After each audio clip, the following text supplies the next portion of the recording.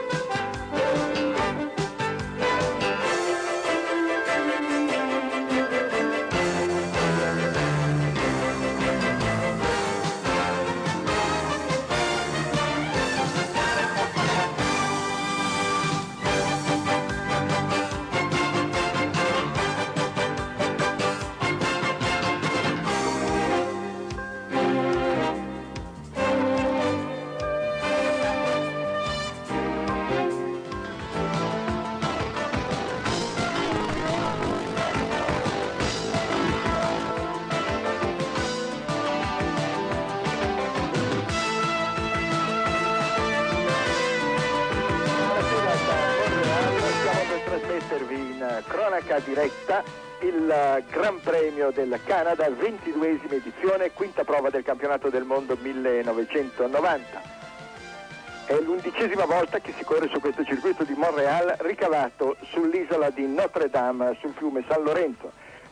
Una corsa che purtroppo si presenta sfavorevole per quel che riguarda i tempi, che il campionato del mondo di automobilismo si è ritagliato nel grande avvenimento dei campionati del mondo di calcio, e perché è piovuto poco fa, la pista è bagnata. Io darei subito alla linea Zermiani per sapere i piloti cosa stanno decidendo di fare a proposito dei pneumatici.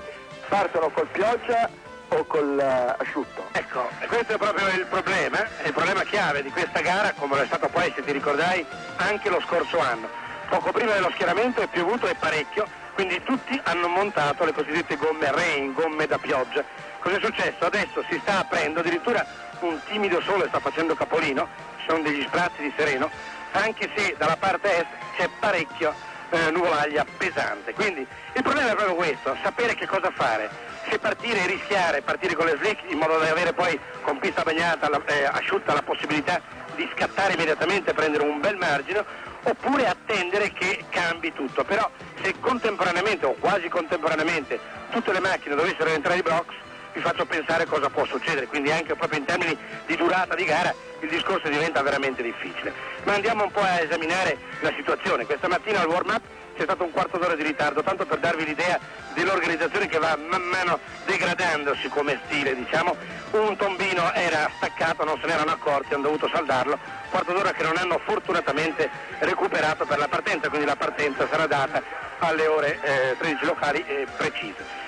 Altro discorso, per quanto riguarda la McLaren, questa mattina nel warm-up avevano problemi, e sono i soliti problemi della McLaren, di questo cambio che non funziona a dovere. Vi ricorderete anche l'ultima volta non era che Senna risparmiasse andando piano con la Tyrrell di Alesi che stava arrivandogli addosso, facendogli sentire il fiato sul collo. No, era proprio che la macchina aveva la seconda e la quarta che non andavano. Oggi la stessa cosa, tutte e due le macchine provate da Senna, la prima usciva. Quindi adesso hanno probabilmente anche risolto il problema, perché vediamo la faccia di Ron Dennis qui di fronte a noi piuttosto serena. Per quanto riguarda la Ferrari, Prost è caricatissimo, l'abbiamo visto correre piuttosto bene determinato, senza paura di pioggia. Abbiamo visto su terreno bagnato comportarsi egregiamente a pochi centesimi dalla McLaren. Ovviamente quei pochi centesimi sono dovuti probabilmente all'attitudine di Senna di guidare con pioggia. Ecco, mentre sto parlando ricomincia a piovere, tanto per dirvi come ci sarà questa altalenante situazione che creerà anche parecchi problemi. Visto che parliamo di pioggia, Piquet diceva qui andiamo benissimo con pioggia e con bagnate. Infatti i tempi lo dimostrano, sia Nannini che Piquet sono piuttosto avanti nello schieramento, come avrei agio poi di dimostrare con lo schieramento della map di questa mattina e soprattutto delle prove. Cosa dicevamo? Per Piquet diceva però noi abbiamo ormai deciso e preparato la macchina da pioggia, però da pioggia anche piuttosto consistente, perché c'è anche questo da dire, queste regolazioni sono talmente sofisticate che non è che uno prepara la macchina solo con pioggia genericamente, la deve preparare anche se la pioggia è consistente oppure se è appena una pioggia diciamo battente ma in maniera molto normale. Cosa succede adesso? Tutta la parte esterna alla pista è imbibita di acqua. Nelle prove di questa mattina con le categorie cosiddette minori ci sono state parecchie uscite di pista, le macchine sono rientrate e hanno portato fango. Effettivamente la situazione è critica, ci verranno parecchi testacoda, c'è da giurarci. Per quanto riguarda la Williams è andata benissimo fino alle prove, dopodiché ha cominciato a lamentare di guai, soprattutto guarda caso Patrese, anche nel warm-up di questa mattina ha avuto due lunghi, non è molto a posto, mentre Butzen dice che ha trovato la situazione ideale per quanto riguarda la corsa. Caffi lamenta male la schiena per una botta rimediata ieri, niente di grave. Alboreto diceva che aveva un calo di pressione alle gomme, in effetti la macchina ha una gomma forata, non se ne erano accorti e ha problemi. I freni vengono sottoposti a notizie.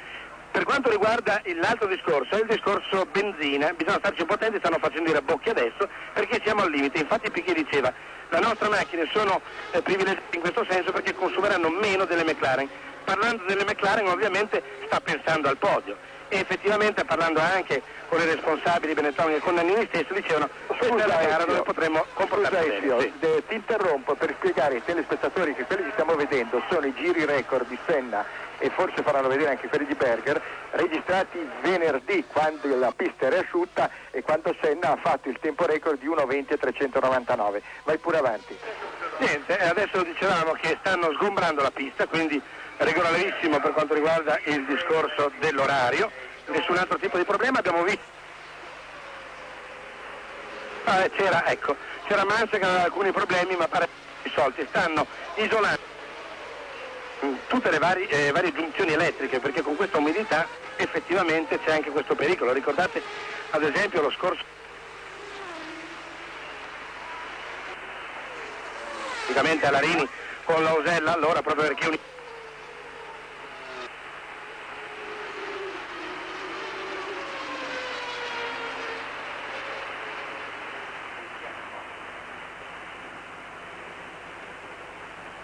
Bruno Giacomelli al quale poi affideremo il microfono per illustrarci nel giro di ricognizioni quali sono le caratteristiche di questo tracciato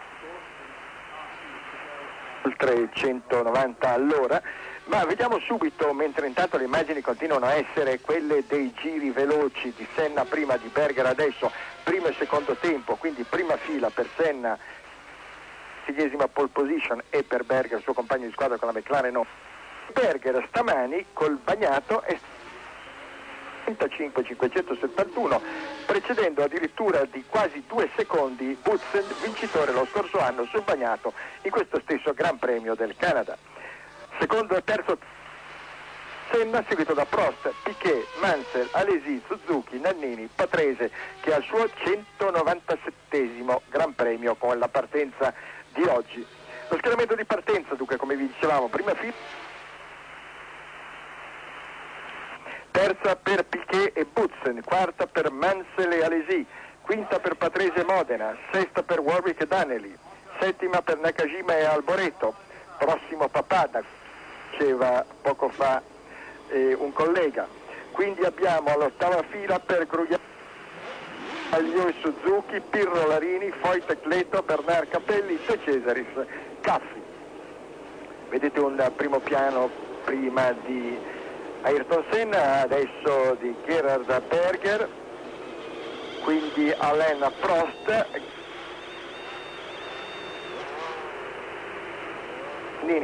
Nell'asciutto perché la vettura sembrava molto equilibrata, c'è grande entusiasmo qui, come sapete la colonia italiana in Canada e anche a Montreal è nutritissima, quindi moltissimi tifosi già estasiati per la vittoria della squadra italiana nel campionato del mondo di calcio contro l'Austria e che spera adesso che si ripeta il risultato per merito della Ferrari. È una speranza naturalmente che tutti noi abbiamo, anche a Maranello aspettano che dopo tante buone prove il tutto si concreti in un risultato positivo e in un successo. Giacomelli, allora dici un po', qui siamo alle prime due curve dopo il traguardo. Intanto ciao a tutti, sì, qua siamo nelle due curve che vengono dopo la partenza. La partenza è stata spostata, diciamo, rispetto a qualche anno fa, era in un punto diverso prima. Bisogna dire che la pista proprio in queste due perché c'è un asfalto molto fine e col bagnato ovviamente ancora di più, dunque le macchine sono veramente molto difficili da controllare. È un circuito, come dicevamo prima, piuttosto veloce, comunque composto anche da una parte abbastanza lenta se vogliamo essere precisi. È un circuito dove le condizioni di grip sono molto precarie perché durante l'anno non si svolge nessuna attività agonistica, dunque la pista specialmente all'inizio è molto sporca e ci vogliono 3 o 4 giorni prima che venga pulita. La pioggia poi contribuisce a far sì che questo lavoro di pulitura sia rallentato. Tanto è vero, a proposito del grip di cui si parlava, che molti piloti, a cominciare da Senna, hanno fatto i migliori tempi con le gomme da gara e non con le gomme di qualifica. Come vedete il gruppo dei 26 partenti si sta avvicinando alla curva che porta in zona traguardo. Tra poco dunque schierati per 70 giri del circuito di 4.390 metri per un totale di 307 km e 300 più il giro di ricognizione che è appena stato effettuato. È una pista che oltre, come diceva Giacomelli, le carenze in fatto di aderenza rispetto alle migliori piste del campionato del mondo di Formula 1, presenta anche caratteristiche che sono favorevoli alle vetture più potenti, con i freni più efficienti e con i motori più parchi, nel senso che bisogna partire con molto carburante perché i consumi sono molto elevati, essendo lunghi anche i tratti in cui si riesce a dare la massima potenza. Le telecamere sono montate sulle Brabham e sulle Williams. Questa è la telecamera sulla vettura di Stefano Modena, è la Brabham. Attenzione dunque, si sta completando lo schieramento e tra poco la fase più emozionante, il momento del via, il momento della partenza di questo Gran Premio che vi ricordo è la quinta prova del mondiale di Formula 1 in queste riprese dall'alto. Ecco, adesso c'è una leggera pioggerella che cade, dunque è una situazione molto difficile perché ho visto che le Pirelli stanno usando un tipo di pneumatico misto. Ecco, intanto Zermiani ci dice comunque che il direttore di corsa ha annunciato gara bagnata. Poi parleremo anche di questo, adesso un attimo di attenzione, aspettiamo il... Senna, as usual, has got the advantage of pole position. Watch for the lights. Any second now, the Canadian, and Berger creeps ahead. Berger almost jumped the start there, and he's up into the corner first, and he knows Senna gets through. So it's Senna leading, Berger is in second place, Nannini is in third place ahead of Prost, and Alesi is challenging the Ferrari ahead of Nelson Piquet. Both the Williams have dropped back. There's a traffic jam, but with fighting for traction, lap one, Ayrton Senna leads in the 70-lap race followed followed by his teammate, McLaren Honda, and there you can see Pierluigi Martini in the Minardi. He has spun off. Will he be able to get the car started before they come round again? So it's still Senna, Berger, Nannini and Lacey up into 4th position, Piquet up into 5th, Prost down to 6th, Boutsen 7th, Mansell in 8th position, and he started 7th. And so, as I said, Ayrton Senna has got the advantage, but the interesting thing is how well Nannini is up in the Benetton 4. Yes, indeed, and another charging start by young Jean Alesi, who was very sensible there. That was a good charge. There was a little bit of caution there as he went through the first couple of corners and got him up to 4th place. Very cautious opening few corners by Alain Prost. He's dropped back to 6th place, but that's not too far now. But the interesting thing in this race is going to be when they change tires. Now you see on the higher part of the circuit, it's almost dry. Then as they come down the hill, the lower part of the circuit, the water is still lying a lot. So the timing of the, assuming that we get no more rain in the near future, which is by no means a certainty, but the circuit is going to dry out fairly quickly. Remember, these big cars move a lot of water. As Senna leads from Berger, the 2 McLarens, the Benetton, and the yellow flag, and Martini has they've still not moved his car. That was there from just after the start, the first corner. And look how Jean Alesi is going in 4th position. Now these conditions must have been virtually perfect for him and the Tyrrell. The Ford DFR V8 has got less power than the Ford V8 of the Benetton of Nannini in 3rd position, and of course from the Honda engines of the McLaren of Senna, who is leading, and Berger, who is in 2nd position. But it doesn't matter so much in wet conditions like this. Senna is very much a rainmaster. He won his first Grand Prix in Portugal in appalling conditions. But it looks to me as though Nannini 3rd and Alesi 4th are closing up a bit on Berger 2nd. There is Piquet in 5th position. Prost is 6th. Boutsen is 7th. Nigel Mansell is 8th. Patrese is 9th. And then either Derek Warwick or Martin Donnelly, I didn't get a close enough look at the car, is up into 10th place. The shot of Prost just locking his brakes there over the bumps. Remember, the surface is extremely bumpy here in Canada. The hard freeze-up that they get all winter plays havoc with road surfaces, and the organisers have promised to do something about it for next year. So, Senna leading, but not really putting away. Gerhard Berger holding him well, as is Nannini. They can't really run much closer than this in these conditions with all the spray that's going on, unless they're moving in to make a challenge. So fairly stalemate with the front 4. Yellow flag still showing. Well, they've moved Martini's car, but really that's not a safe place to leave a racing car, and the marshals are going to have to do something about that. Otherwise, I would think that the cars of the course will have to stop the race, or be very inclined to stop it unless they can get that car further out of the way.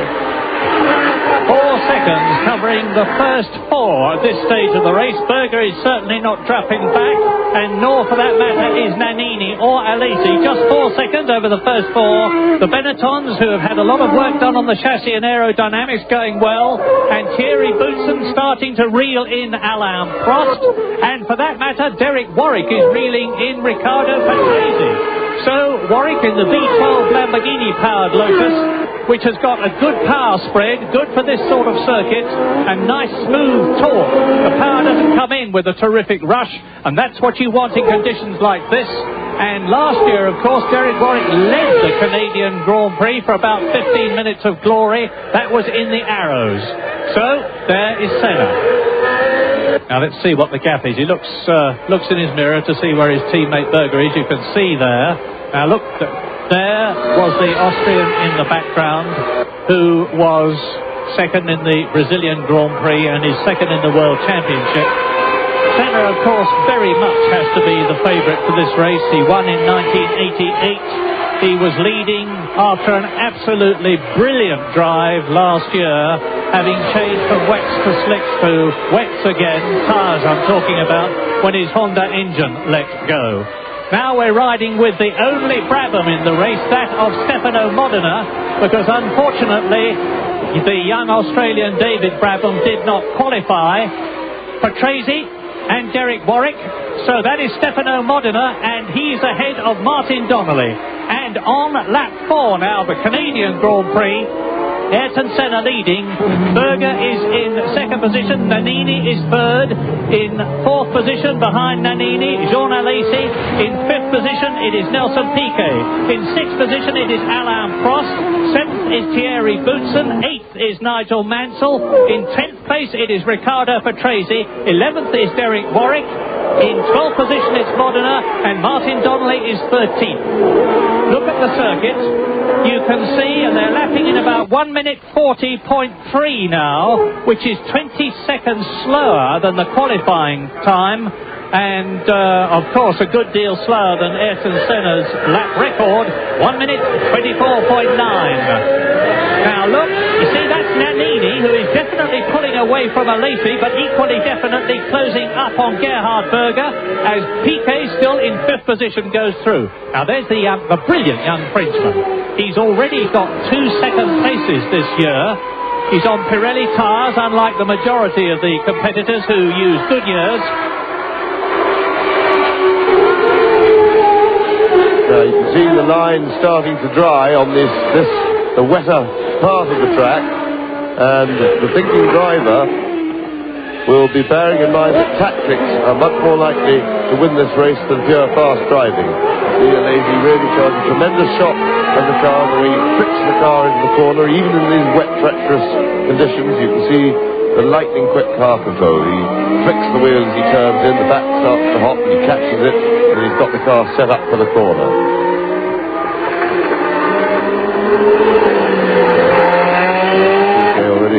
Looking a little bit lonely as he chases Alesi, and the leading 3 now beginning to go away, and Thierry Boutsen, who's been climbing all over the back of Alain Prost ever since the end of the first lap of the race, has got past him, so he moves into 6th place. And the conditions absolutely critical, the tyre change. More important for the drivers to be putting their efforts into thinking out the tactics of this race, because remember the circuit now on this section is fairly dry. And I would think that the right tactics would be to be changing very soon indeed. The circuit's drying quickly, and the line is nearly dry even on the wet bits. I do not know why the course car is out on the circuit. There's no obvious reason that we know of. We've not been given any information. It's a terrifying experience for the drivers, of course, when they come hurtling round a corner at Formula 1 speeds and find a touring car in front of them. But Gerhard Berger is getting the hammer down now. You can see that he's significantly closer to Ayrton Senna. In fact, the gap is down to just 1 second, and we're on lap 6 of this 70-lap race now. Both the McLarens easing away from Nannini in 3rd position. There is the gap between the Benetton Ford and the Tyrrell Ford. And it's significant, I think, that John Barnard is here in Canada. John Barnard being the man who designed the originally all-conquering McLaren, then went to Ferrari to design the basic car that's being used now, but is now with Benetton. So now on lap 6 of the Canadian Grand Prix with a 70-lap race, in the lead is Ayrton Senna, chased very closely by his teammate Gerhard Berger, then the Benetton of Nannini, Alesi's Tyrrell Ford, Piquet's Benetton, and Boutsen's Williams. 33 secondi dall'inizio della gara.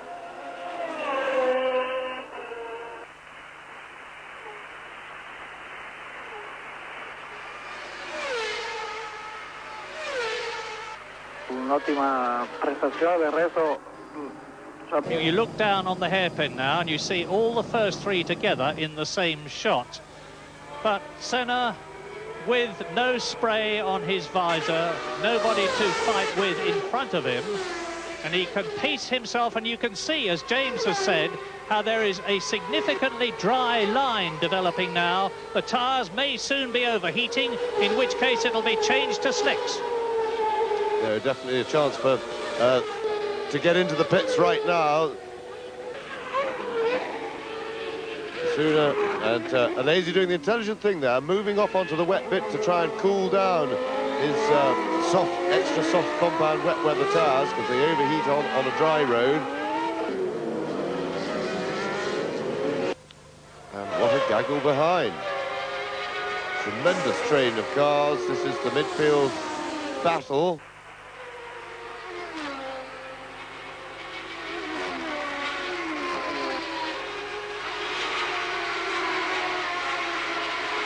Livellate di più, Intanto avete visto Alboreto che ha superato Grugliare.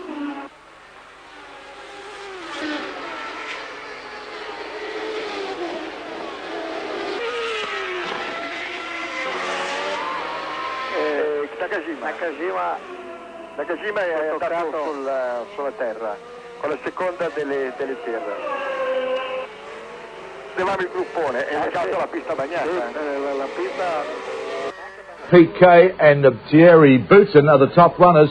Alan, you mentioned about the Benetton chassis being such a good one. By gee, they're running well tonight. Yes, they are. It's if you've got your chassis working well, you can really afford to give away a few horsepower on this circuit. It's a real good little driver's circuit. Starting to dry out though, so pit stops not far away. No, they're starting to emerge. There's a dry line emerging, so I would imagine we'll start getting into some pit stops very shortly. Although looking at that picture, quite wet there, but the other part of the circuit looks like it is drying pretty quickly. Yeah, but as you can see the two black marks, there's a distinct dry line emerging. The fact that he's pulling out and passing off that line, the track is drying out. But all right, let's go back live now to James and Murray. With its forward engine, and Nannini has gone. I can tell you that Alessandro Nannini has passed Gerhard Berger and gone up into second place on lap 8. I wish we could see it. I wish you could see it. But meantime, they're all streaking through now and trying to get past Olivier Gria, who continues to hold them up. You see, there is Nakajima, De Cesaris. Behind De Cesaris, Gregor Wojtek, who's well up in the Onyx car, having out-qualified his teammate, JJ Leto. But up at the front now on lap 8, which is over 10th distance, it is in the lead, Ayrton Senna. In second place is Alessandro Nannini, and there is the leader. Now there is Ayrton Senna. Now let's look back and see how far Alessandro Nannini is. The man who won the Japanese... No, Berger is still there in second position. There's been a change on the far side of the circuit. So, Senna leads. Berger in second position. There is Nannini. Now, here is a replay of what I do not know, but we'll soon find out. It's Modena in the Brabham, and ahead of him is the Lotus Lamborghini of Martin Donnelly. No, Derek Warwick. And so, wrong information there from the far side of the circuit. It is still Ayrton Senna leading in the McLaren Honda, and you can see as they race alongside the Olympic rowing strip, the moisture coming off the rear wings. It's definitely slick weather, and the line is quite dry enough now to be using slicks, to be learning the circuit, and anybody who changes now will have a big advantage over those who leave it for 2 or 3 laps. They will be going a lot quicker. For sure, slicks would be a quicker overall lap time in these conditions than the wet tyres that they're using now, and I'm very surprised that drivers of this level of experience, somebody hasn't clocked it and gone in, because if he could, and there's the fastest lap for Senna.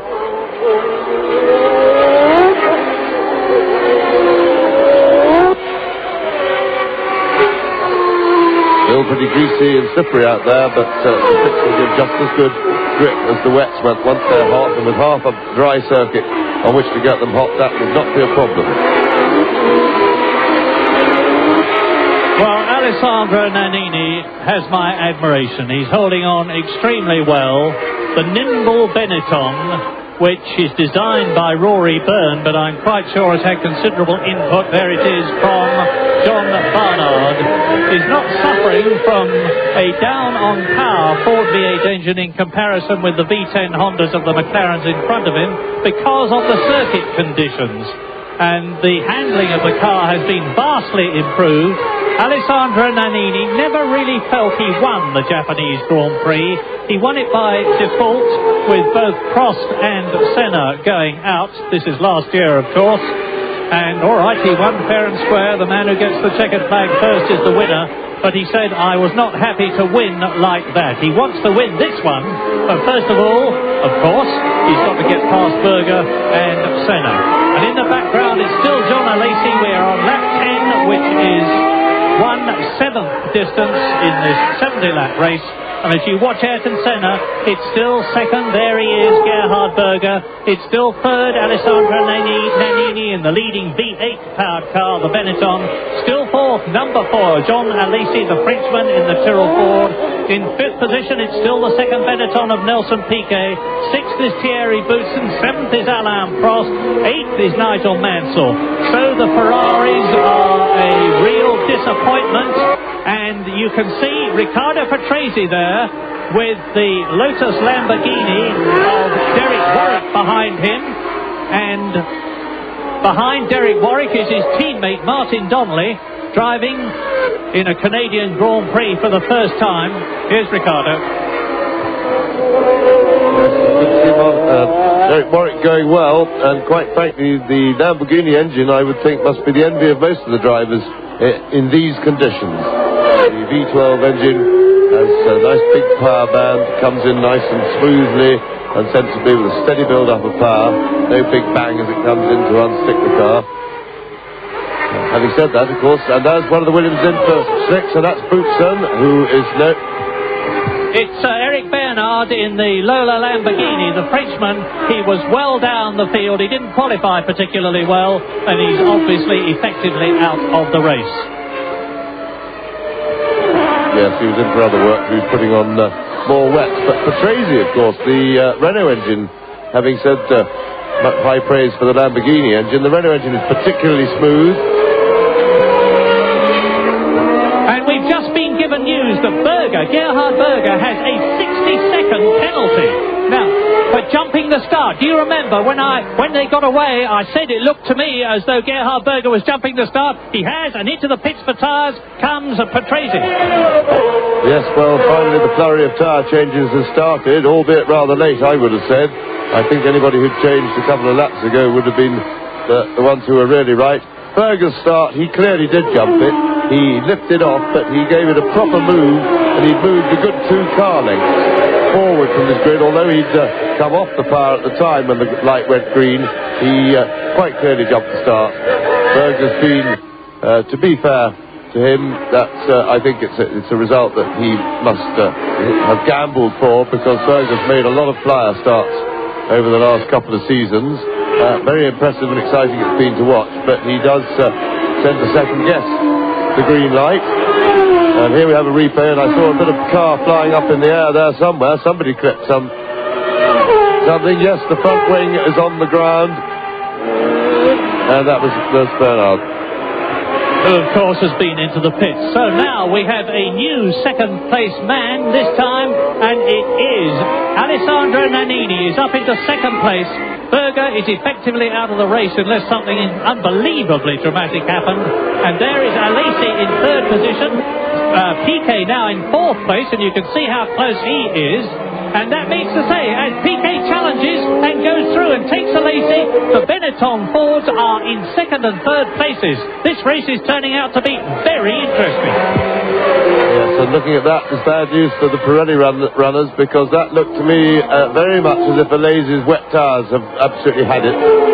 Very soft compound, I've no doubt, and I think that the dry track has chewed him up, but that really should encourage him to get in and get on to drive, because this is clearly the wrong tactics to be hanging around there on wets on a dry track. It really seems that the vast majority of drivers in this race are making an elementary mistake, including Ayrton Senna, who we look at now, who still hasn't changed when he should have done it, certainly 2 laps ago or more. Senna moves inside the very unhappy-looking Olivier Griard, who, after 11 laps, has been lapped. And look at that, that's one of the footwork arrows, and one of the Delaras. I'm sorry, I can't tell you which until I see the driver of them. And Senna's into the pits.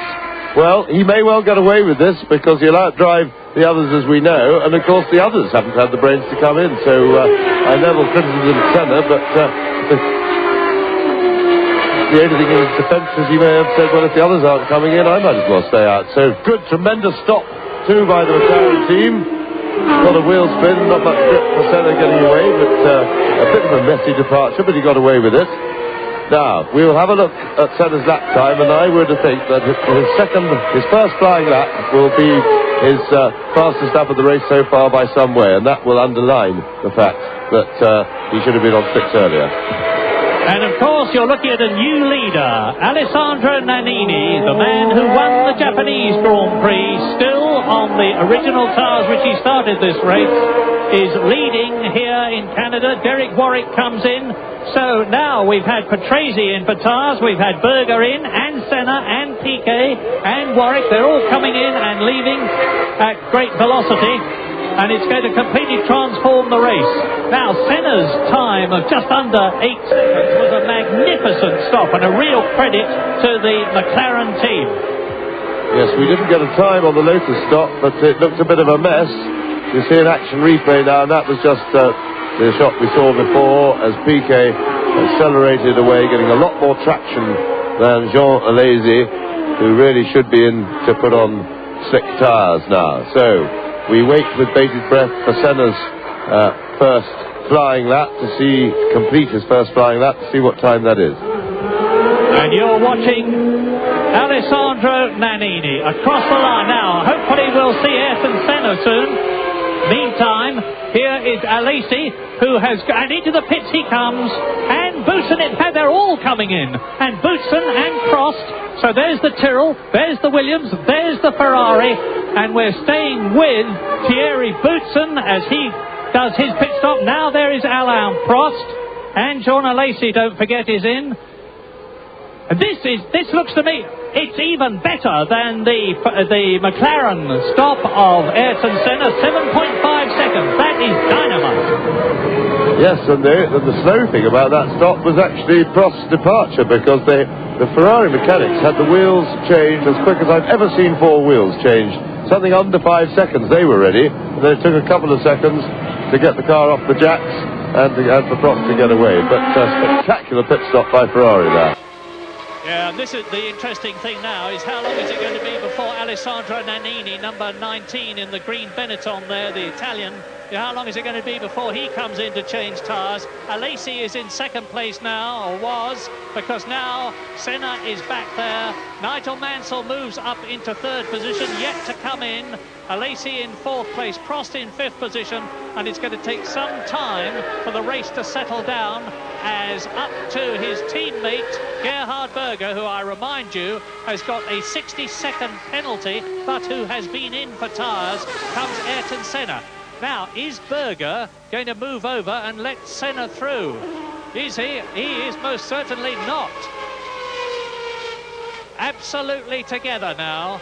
Berger well down in the race, of course, because of the combination of the 60-second penalty for jumping the start and his pit stop. And he passed Ayrton Senna. We didn't see that. That was a replay. Well, of course, that Senna is on cold tyres. Let me just go out of the pits. He's now had a lap in which to warm them up. He's following Berger. It'll be interesting to see. He's got to tiptoe a little bit here, because although there's a dry line, if he gets off it at all on those slick tyres, it'll all get a bit exciting. Good shot of Berger. Yeah, working away in the cockpit, tremendous concentration, fairly light control on the steering at this stage. And there's a set of wets just come off, very hot, steam pouring off them, well over the boiling point of water. About 15, is Nannini coming in now, or is he not? The gap is 17 seconds, or was, between the man you're watching, Alessandro Nannini, on his original tyres, and Ayrton Senna, who has changed and is up to racing speed. Yes, and his first flying lap was 7 seconds quicker than his previous lap on, as Nannini goes into the pits, albeit a little bit late. And Senna some 7 seconds faster than his fastest lap on wets just then, his first flying lap on dry tyres, and that really, I think, says that he was quite a bit, 2 or 3 laps, or certainly 2 laps too late. And this is an awful stop. It's really hampering Nannini, 13 seconds. So on the pit stop alone, Ayrton Senna has gained 5 seconds. The gap was 16 seconds. And of course, Nannini had to slow down to come into the pits. and go and speed up again. So I'm expecting Ayrton Senna to be in the lead, but meantime, there is Gerhard Berger, the Austrian, who is in second position in the World Championship. He's pulled well away from Ayrton Senna. Now this is a surprise because Senna has certainly got his tyres up to racing temperatures now, and there is no doubt at all about the fact maybe Gerhard Berger is thinking, I've got nothing to lose, I might as well go for it. Go for it being the lap record in his case, and he's closing up now Stefano Modena in the Brabham. Senna certainly isn't in a hurry at the moment because Berger's still out there, Wets and him in sight. We're in car with Stefano Modena here. He qualified pretty well, about 10th in the Brabham. Quick part of the circuit and pulling up now, looking to get to overtake, but the car went into the pits, so that gave Stefano a clear run. And I think he's still on wets, and that surely is a tactical error. But going back to Senna, he's in no hurry whatsoever now. He knows the situation. He can see Berger, who's his competition on the road, and that was Senna, I think, going past, or was it Berger? Berger being ahead on the road. But also he knows that Nannini made his stop that much later, and he's going to have a very comfortable lead on Nannini when the dust settles and we can get to look at the gap. So Senna knows that he's already got a huge lead. He certainly doesn't want to take any risks on slick tyres on that.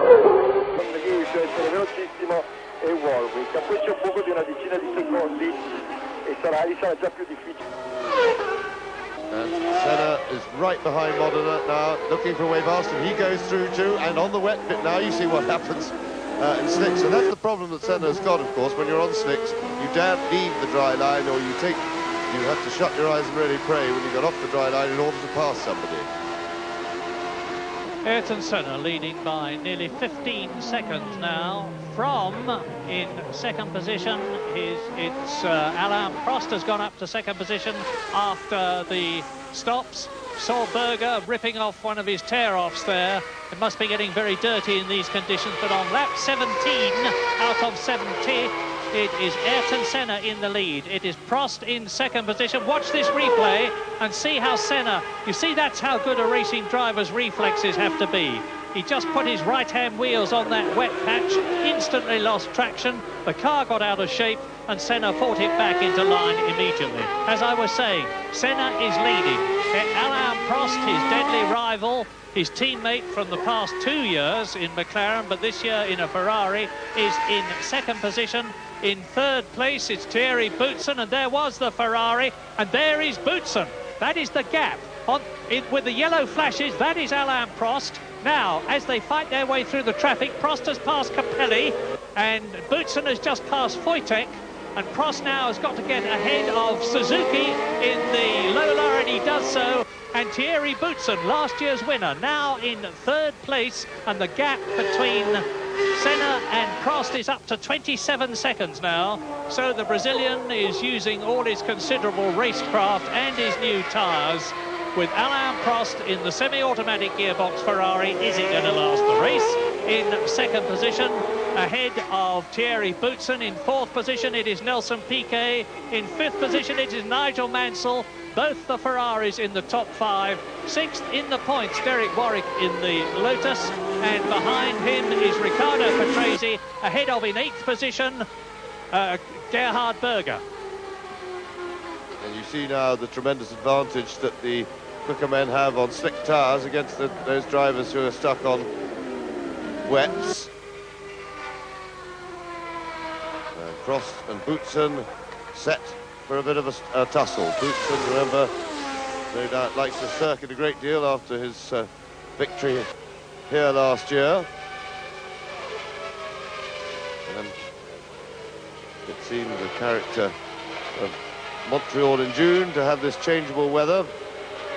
It seems to be a fairly regular feature of the Canadian Grand Prix these days. We had showers last year, threw the race into some confusion, from which the person who remained coolest, calmest and held it all together to the end was Thierry Boutsen. And Boutsen really climbing all over the back of Prost. Good attacking driving from Boutsen, but we are, of course, Boutsen has this problem with, if he's going to pass, he's got to dip out onto the slippery bit of the circuit, he's got to move off the dry line, and that really negates any efforts at the moment unless he can force Prost into some sort of a mistake. And not so very far behind them is the evergreen Nelson Piquet in the Benetton Ford. Ayrton Senna, of course, he doesn't realise what the battle is going on behind him, but it is between Prost and Boutsen, and he won't care because Prost and Boutsen are making it difficult for each other. Each wants the fastest line. Prost has got to try and stop Boutsen getting past. And there in the background, you saw the Benetton. It's very close indeed between Prost second, there he is, Boutsen third, there he is, as they come down to the very difficult pits corner, and Nelson Piquet, who is in fourth place, ahead of the second Ferrari of Nigel Mansell. Look back, there you just saw Nelson Piquet. And Piquet is actually catching the Ferrari and the Williams Renault. By the way, hats off again to Renault, who came back into racing last year. They won with Thierry Boutsen here and in Australia, and a lot of second places with Riccardo Patrese, and now Prost is being held up by the Ligier.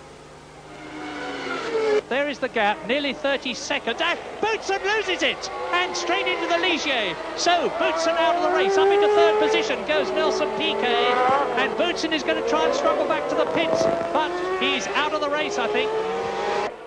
Che non dovrebbe essere in buone condizioni, e vediamo adesso che cosa succede, mentre Prost è stato molto fortunato a cavarsela. Boutsen dips out to try and go past, and onto the wet, loses control of the car, completely under braking. The car snaps back across in front of Prost and takes Larini out, and Prost did very well to anchor up to avoid all the debris there. Sinistra fuori uso. È uscito dalla traiettoria, ha messo le ruote sulla pista umida e... Bene, allora adesso diamo alla linea Germiani. Sì, vi assicuro che meritava, perché guardate, una cosa del genere non è mai capitata. Voi sapete perché Nannini è tornato ai box? Guardate, Flavio Viratore, spiegaci un po'. Purtroppo non potete vedere le immagini, ha un ciuffo di una pelliccia d'animale. Non so che pelliccia sia, ma ha attraversato la strada Nannini, ha attraversato la pista, Nannini l'ha presa e ha rotto la lettone dell'aria. Ecco, pensate che questo ritorno di Nannini ai box, subito, evidentemente il team era piuttosto arrabbiato, ovviamente. Si sono messi a ridere tutti perché o è stata una marmotta o qualche altro animale. Abbiamo qui un pezzo di pelliccia, corpo del reato. Nannini ha avuto l'attraversamento di un animale ed è dovuto ritornare, ma vi assicuro che i danni sono notevoli. Vi dicevo prima, non so con chi ha avuto la collisione, in effetti un animale piuttosto piccolo, tra l'altro, e che è dovuto ritornare ai box. Può essere una marmotta, perché ne ho viste 2 o 3 in questi giorni ad attraversare le strade, proprio qua sull'Île de Notre Dame. È un classico, tutti gli anni ci sono le inquadrature che la regia dedica a questi animali, ed è strano che in condizioni di particolare rumorosità non siano protette nella loro tana. Addirittura mi ricordo a Zeltweg che un cervo attraversò la pista e il povero Johansson lo colpì in pieno distruggendo la vettura, un cervo addirittura. Cioè, dunque succedono, ecco, queste cose. È chiaro che non si può dire che è stato fortunato, ecco, di questo. Intanto la situazione di classifica è con Senna al comando al 21esimo giro, e vedete in questo momento Prost che conclude al secondo posto con 34 secondi di distacco da Senna, mentre Piquet gli è a ridosso. Prost si è liberato abilmente, non ha fatto niente, ma è stato abbastanza freddo da non rischiare il sorpasso di Larini, quello che ha fatto Boutsen, e come sapete Boutsen si è dovuto fermare dopo aver irrimediabilmente rovinato la corsa anche a Larini, che era completamente incolpevole in questo caso. L'astuzia, evidentemente il sangue freddo di Prost, ha fatto sì che gli consentì che riuscisse a passare nella mischia senza danni. Adesso deve vedersela con un altro scatenetto della giornata, e in questo caso si tratta... He's in the wet of Bhutan, and he's out on the boondocks and in all sorts of trouble. Well, of course, that's the big drama when you have a circuit that's got a predominant dry line, and the minute you get off that dry line, you're in the wet, and he's in the wet on slicks. But I must say that was just brain fade, I think he just overcooked it. Berger still in 6th place despite that 1-minute penalty. Yes, well, I think that's about as far up as you'll get. I'm not... a minute penalty is a hell of a thing to overcome, that's for sure. But I feel very sorry for Elio, because here he's minding his own business and gets taken out of the Grand Prix after about 20 laps or something by a guy that overcooks it. All right, let's go back. Second gear for Island Hairpin. Nelson Piquet, and you can see Nigel Mansell coming up into the picture. There he is. Ferrari second, Benetton third, Ferrari fourth of Nigel Mansell. In fifth position, it is still Derek Warwick, as he was last year, doing well in the Canadian Grand Prix. 6th Berger, 7th Patrese. In 8th position, it is Martin Donnelly. So both the Lotuses are doing well. Mansell.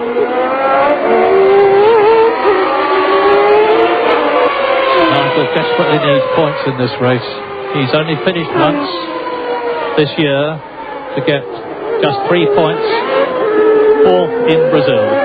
And it certainly hasn't been for lack of trying. It certainly hasn't been because he's lost any of his ability, as you can see for yourselves, because Nelson Piquet in 3rd position is making no ground up at all on Alain Prost, whereas Mansell is certainly making gain on Nelson Piquet. So, over the line, Nigel Mansell. And of course, they have all been in for tyres. There's Derek Warwick. And behind Derek Warwick, Riccardo Patrese. So again, positions, because we are on the 24th lap now in this 70-lap race. And now it's just a question of time, I think, before Mansell, and the track is drying out all the time. You can see that light-coloured strip is getting wider, but there's no margin for them to move off it, because even there, you see on the inside, it's slippery and shiny, and that is Nannini. Alessandro Nannini in the background, walking, so he's perfectly all right. Now this will be a real... Let's see what happened as Patrese in the Williams Cup. That is exactly where Senna had his problem, but unlike Senna, Nannini did not succeed in holding it, and there's no friction between the tyres and the grass and the track on this wet part.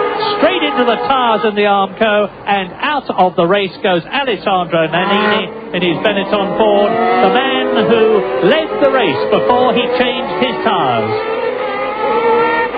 And that again was the problem of having to get off the dry line onto the wet to try and pass spare cars. And that certainly caught Nannini out, and that was probably one of the wettest bits of the circuit too.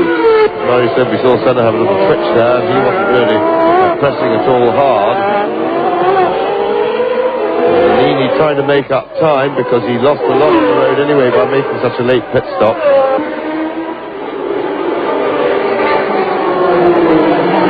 And now you see Senna cutting down Berger's lead. Now going back to what I was saying about when to make your pit stop, the reason that we don't have Berger, we're not calling him in 1st place because, of course, of his minute penalty. But Berger is actually in 5th place with his penalty, as Alesi still charging away there. But the interesting point is that Berger, because of stopping earlier than Senna, we didn't see that either, but he was in before Senna, he had a big lead over Senna. And that was because he made the pit stop at the right time. Now, it does amaze me that these drivers, with all the historical information, the experience of seeing other people and lower formulae about when to stop, they all stop too late. It's quite extraordinary. Well, you really are seeing some superlative driving now as Gerhard Berger dives through the traffic, followed by Ayrton Senna, who has got behind him Jean Alesi, followed by Martin Donnelly. And you saw Alesi passing Donnelly at the hairpin, and Berger is still staying ahead of Ayrton Senna on the track, and he's actually up into 5th position in the race, and that takes account of his 60-second penalty. So the Austrian is really charging, and on lap 25 you watch the race leader Ayrton Senna who is well over half a minute now ahead of Alain Prost in second position, with Nelson Piquet third. That's Griard spinning, and in fourth position it's Nigel Mansell, and you know how close he is to Nelson Piquet in the Benetton. As Berger goes through, there is Senna, followed by Alesi. Berger goes past Griard into the hairpin. This is real short circuit stuff, diving in and out of the traffic. And don't forget that they can lose adhesion very, very easily if they just go even a few inches off the line. And a challenge for Berger is, can he get his McLaren back up into second place on the road? Or rather, with his minute penalty in the results, because that he would only be some 25 seconds or so behind Alain Prost. Look at Alesi charging through tiny little gaps there. Alesi is really proving himself to be a tremendous charger, and a very skillful one at that, because he's charging in a way that most other Grand Prix drivers don't see much of and aren't used to. But he's certainly showing the car control to be able to do it. Race order, lap 25, and Alesi is not in the first six, which is one of the reasons he's going so very hard. Not that he ever goes slowly. Ayrton Senna still leading. You're watching John Alesi in the Tyrrell Ford. Second is still Alain Prost in the Ferrari, chased by Nelson Piquet, who has still not been passed by Nigel Mansell. Here is Senna coming up to try and take the Cesaris. There is Griard, followed by Bernard in the Lola Lamborghini. In fifth position, as I've told you, it's Gerhard Berger. Sixth is Derek Warwick. Seventh is Patrese. Eighth is Donnelly. Ninth, the man you've been watching, Jean Alesi. In 10th position, it is Stefano Modena in the Brabham. In 11th place, it's Alex Caffey. In 12th position, it is Philippe Alliot. Then, behind Philippe Alliot, it is Capelli. So Capelli in the Leighton House is going well in a situation where the team has had a quite appalling 1990, and Gerhard Berger forces on. Now, let's see if we see the red and white flash for Senna, and we did. But oh dear, Gerhard Berger's had some problems this year. He went into the tyre wall at Phoenix and then out of the race in his first race for McLaren, having started in pole position. He finished second in Brazil, he finished second in San Marino.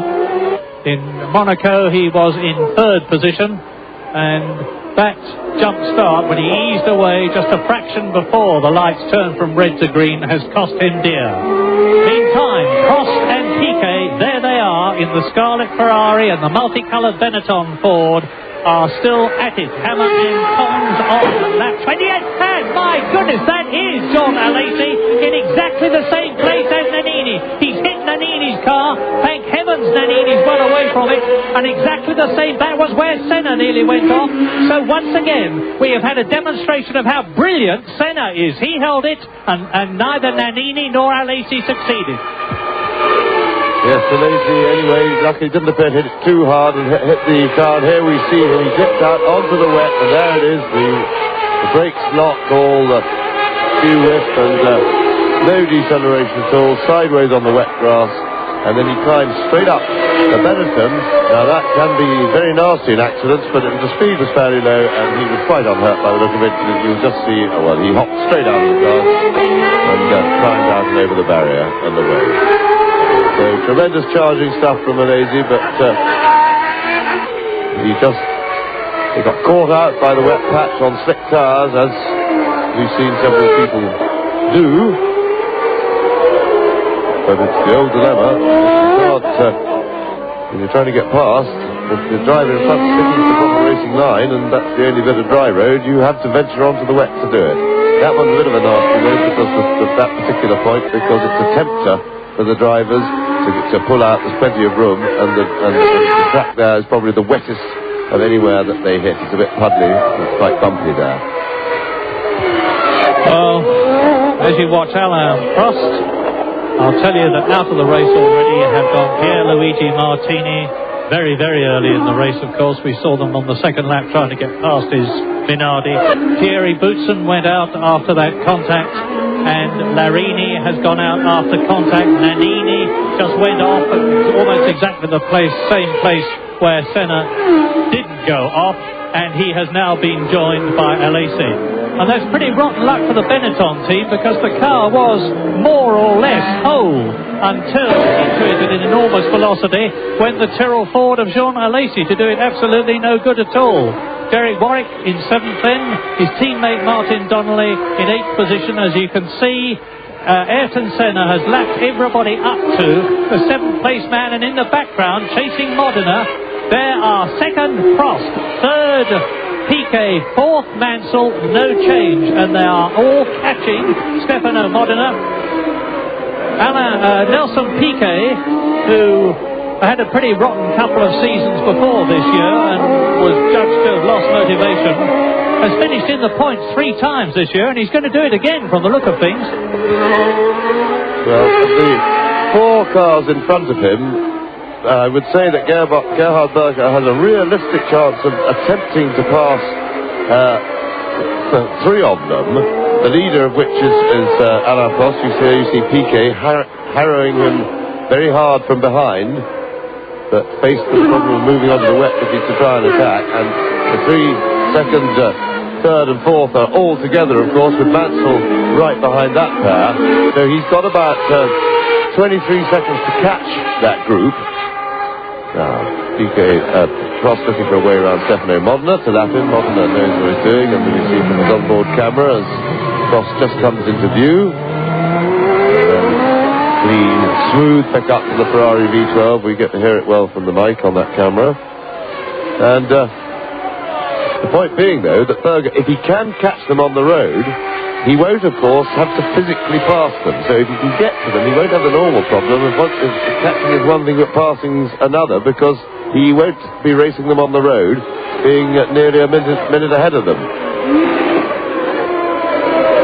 So what we're going to do is watch the gap for Berger to see if he is catching them. Well, there we are. Past Modena has gone Nelson Piquet. Now Nigel Mansell's got to do the same thing. And did you notice how, when Stefano Modena, that we're riding with now, and who's powered by a Judd V8 engine, was passed by Alain Prost, when Prost put his foot down and the V12 Ferrari really picked up speed and revs, he absolutely sailed away from the Brabham Judd. Prost passing Griard on the inside line. Griard moves over onto the wet. This is where they've all been going off, but they're being very careful to stay on the dry line now. Mansell's still got to take Modena on the left, who is in 8th position, and as they come up to the corner in the race order on lap 31, we're coming up towards half distance in this Canadian Grand Prix, which if last year... Now there we are, there's a replay. Have a look at it again. Now there's Mansell going through ahead of Modena. My apologies. You'll see exactly the same thing happen though. Mansell, having passed the Brabham Judd, will sail away. He's doing so, but he's still got to make up distance on Nelson Piquet, who has taken the opportunity to pull away from Nigel Mansell, and sandwiched between them is Griard. There he is, the Frenchman in the Italian Marcella. We are on lap 32 now. Ayrton Senna leading very comfortably indeed, and taking his time about getting round the circuit by his standards. Prost in 2nd position. In 3rd position it is still Piquet. 4th is still Mansell. In 5th position it is still Gerhard Berger, allowing for the 60 seconds penalty, that is. 2 secondi da Prost, Mansell a 2 secondi da Piquet, Berger a 19 secondi da Mansell. Questi sono i primi 5, aspettiamo sul traguardo il 6º, che dovrebbe essere Riccardo Caprese, che transita in questo momento a 15 secondi da Berger, tallonato a 1 secondo e 4 da Warwick. Poi c'è un buco di mezzo minuto con 8º Donnelly che precede Modena, Cappiaglio, Capelli, poi Sergio Grogliano.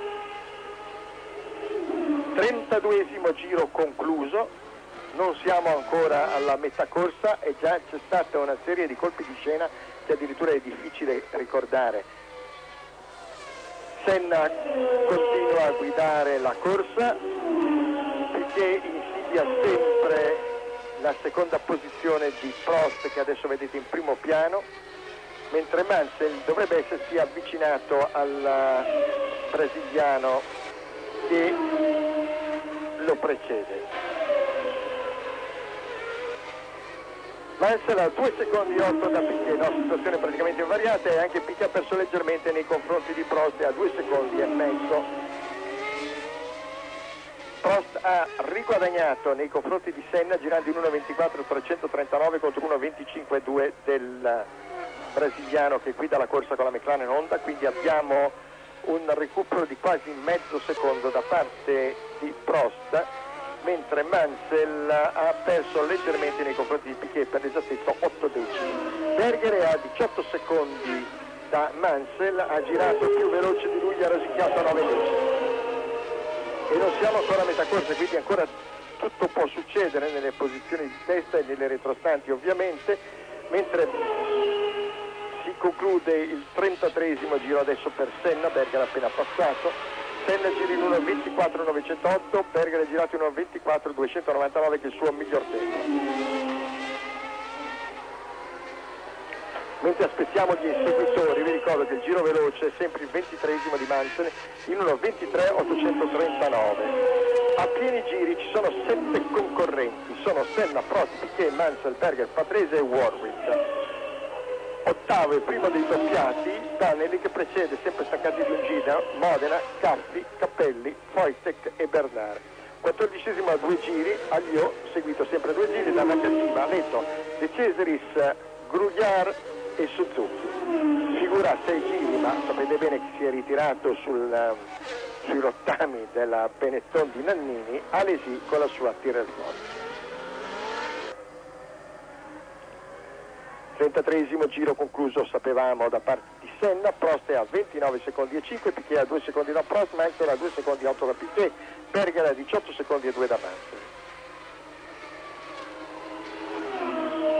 Al sesto posto Patrese, che essendo staccato di un'altra quindicina di secondi e quindi è piuttosto vicino a Senna che sta avviandosi al traguardo, appare sul computer pochi attimi prima che Senna, passando sul traguardo, cancelli la strisciata della classifica per passare al nuovo giro.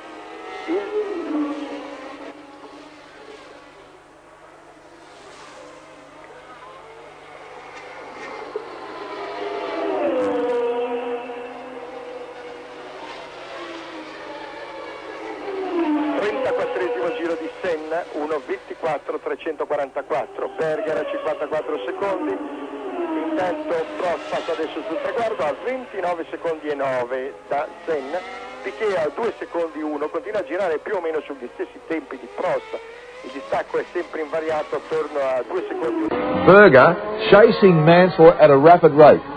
Yeah, in fact, he's only about 19 seconds behind him on the board, so to speak. So he's making really good progress. It's to the tune of about half a second to a second a lap, so he's really going for it. Interesting to note, when Alesi came off and went into the Benetton, you made a great comment. I mean, it's one of those things, when that happens, you get out of your car for that reason. Oh, well, too right, because you said, well, isn't it funny how the cars come through and hit him in the same spot? And I said, well, that's for that very reason, because that's why the escape road's there, but the inertia will more than likely, in fact, at this part of the circuit we're looking at, the inertia will take you on the same route that the guy that's just done it before you had.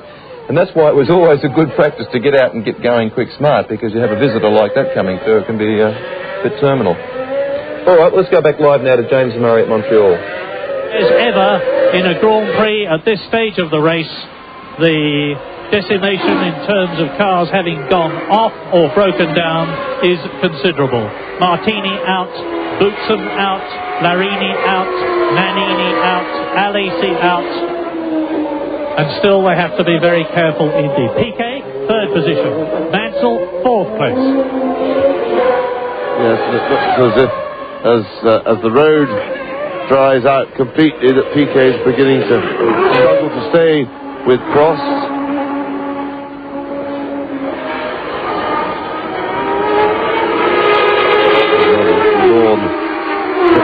Cesaris, very slow activity going on there. Return to Prost, and of course we know that Prost is pretty cautious in these sort of damp and changeable conditions. over Mansell in fourth place, running just behind PK, then Mansell following him. Ross Soames. Then it's been sandwiched by the two Ferraris.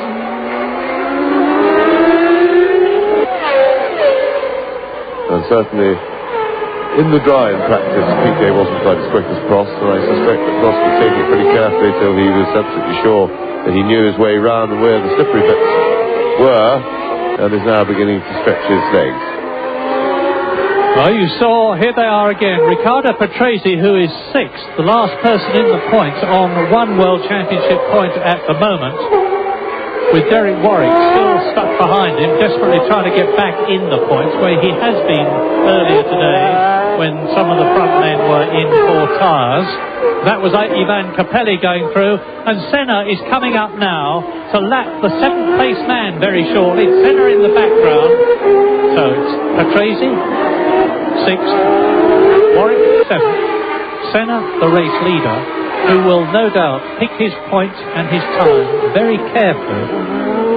It's more and more difficult, of course, as Senna comes up to the really fast men, for him to get past them, especially when Warwick won't want to give way as he's trying to get past Patrese. And if Senna is held up, it's giving Prost the opportunity to close up all the time, but such is the gap between them, 30 seconds, that Senna can afford to be very calm and deliberate, as he always is in the cockpit, about where he makes his passing move. In the background you saw Gregor Foytek going extremely well in the Onyx, this young Swiss driver who's come up from Formula 3000, the man who was involved in the dreadful crash with Johnny Herbert. And Senna goes through and moves up in ahead of the seventh place man, Derek Warwick, who saw the red and white McLaren with that yellow helmet towering over it, and that is always a sign to move over, and it's amazing the way the traffic seems to melt when Ayrton Senna is coming up to lap people. So ahead of him now, he's got the sixth position man, Riccardo Patrese, appropriately number 6, the man who won the San Marino Grand Prix and his fifth equal in the championship with his teammate Thierry Boutsen. Although Boutsen, of course, is going to score no points here today, he's out of the race. So Patrese 6th. Senna the leader, Warwick in 7th place. The race order on lap 38 now remains Senna leading as Patrese comes round the left-hander behind Ivan Capelli. And in 2nd place, of course, Alain Prost. A gap between Prost and Piquet of about 2 or 3 seconds. In 4th position, it is still Nigel Mansell who can't get past the Benetton. 5th place, it's still pretty static, is Gerhard Berger, a really storming drive after that 60-second penalty of his. Then lapped, through to lap Riccardo Patrese. 6th in the race goes Ayrton Senna, and 7th is Derek Warwick. Yes, and Derek Warwick was looking, I think, to try and stay with Senna, so if Senna got past, he could try and follow him through. But he wasn't quite close enough. It was a tremendous idea, and I was rooting for him. I could see what he was angling up.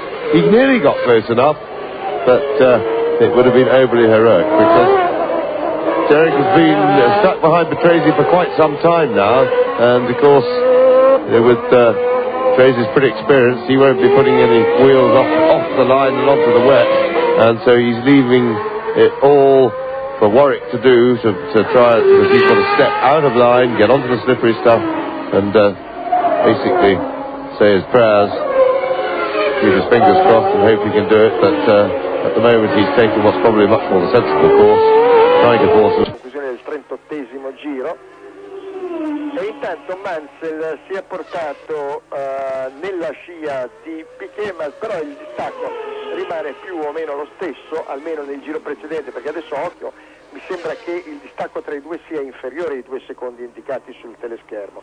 Vediamo ecco qua la conclusione. Piquet sembra leggermente più vicino a Prost di prima, bella questa ripresa dall'alto. Sull'allungo comunque la Ferrari sembra essere un filino più potente, indipendentemente dalla considerazione che mi è cara a proposito del fatto che i distacchi si misurano in tempi e non in metri. Vedete c'è sulla frenata che sembra avvicinarsi, qui però sta entrando in scia, vediamo un po', ecco, infatti a 3 decimi, Manson 1 secondo e mezzo, quindi era più vicino che non il 2 Gilda e il 2 secondi del giro precedente. Sembra che abbia rallentato un pelino la sua andatura. Estremamente veramente ha difficile. girato in 1.24.743, rispetto ha girato in 1.25.7, ha girato un secondo più veloce di Senna, rispetto ai suoi più diretti seguitori, diciamo, Piquet e Prost. Vedo che si sono avvicinati leggermente, comunque è difficile. Qualche problema diciamo che dall'inizio Prost dà la sensazione di guidare con una certa difficoltà. Infatti. Però stanno girando fortissimo tutte e tre, diciamo.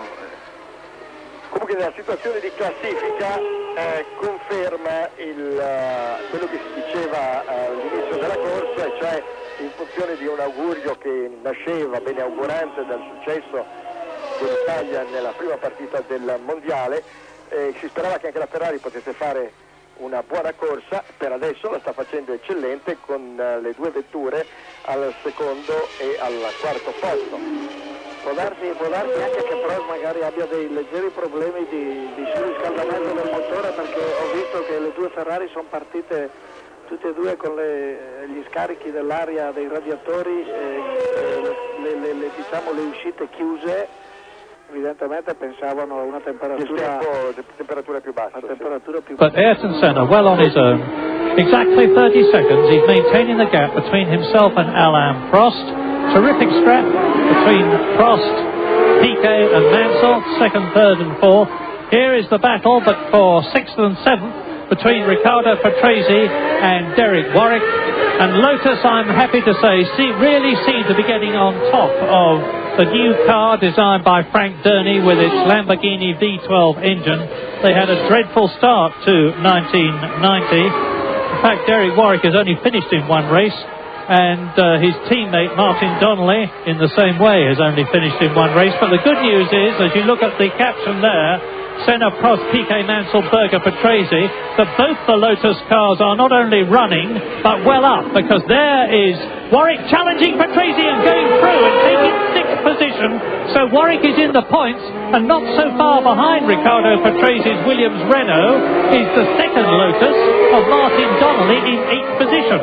So it's Warwick sixth, Patrese seventh now, and then Donnelly in eighth position, and Mansell starting another charge as they come up now to try and let Nakajima, who's in the way. Yes, and Piquet will be looking for Nakajima to cause a bit of a schmozzle, but he doesn't. He very politely and correctly pulls right out of the way of the quicker men, gives them all the space they need, and that was good tail end driving. And tremendous performance by Derek Warwick. I was very pleased to see him. He was patient, and when he did finally move up past Patrese into sixth place, he did it with perfectly cleanly, without any risk at all, and how deserved that is. And let's all hope that Derek Warwick can stay amongst the points, get the car to the finish, because he's driven so solidly that he really deserves some good results. And so do the Lotus team. Their car, the chassis is now extremely competitive. Lamborghini, they have got their act together with reliability for the engine, car combination. The car seems to be running much more reliably now, and they should start to climb back towards some decent results. And there is Martin Donnelly in eighth position, about to be lapped by Prost, Piquet and Mansell, who is the fastest man on the circuit. Nigel Mansell, lap 41, and we are now on lap 42, went round in 1 minute 23.8, which is the fastest lap of the race, and is actually a new lap record. That shows you how things have improved, because Ayrton Senna's lap record from 1989 was 1 minute 24.9, so the flying Nigel Mansell has really got the bit between his teeth. There it is, second, third and fourth. They're all being held up by Donnelly, who doesn't see any good reason why he should move over onto the wet, and I don't blame him one little bit. We've seen what happens when you do, with Alesi going off and with Nannini going off. and Senna nearly going off, and it's still pretty damp there.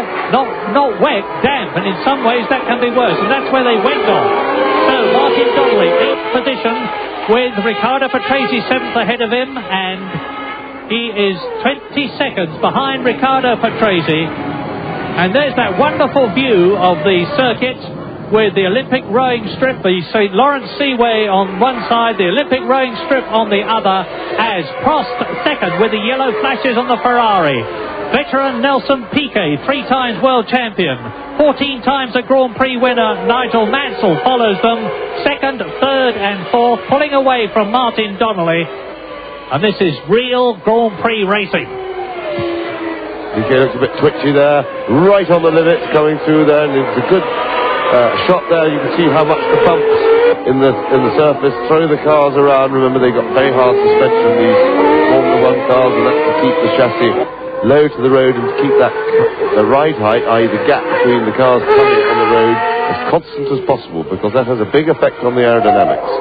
The designers do not want a nice comfy chassis that goes up and down on the springs and gets moves up and down relative to the road surface, because that goes havoc with the grip of the car. So Piquet really challenging Alain Prost.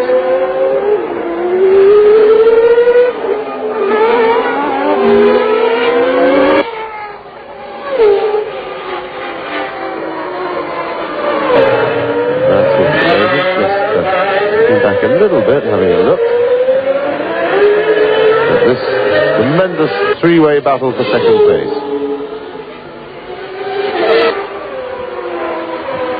Well, Piquet's pretty close to being able to pass now. He needs to have his nose even closer to the gearbox, and they're coming up now to Riccardo Patrese, who is virtually as quick as they are under normal circumstances. It's going to be, we could well see a change now as the Ferrari, the Benetton and the second Ferrari come up to Riccardo Patrese, who is in 7th position ahead of Martin Donnelly, with Derek Warwick in front of him.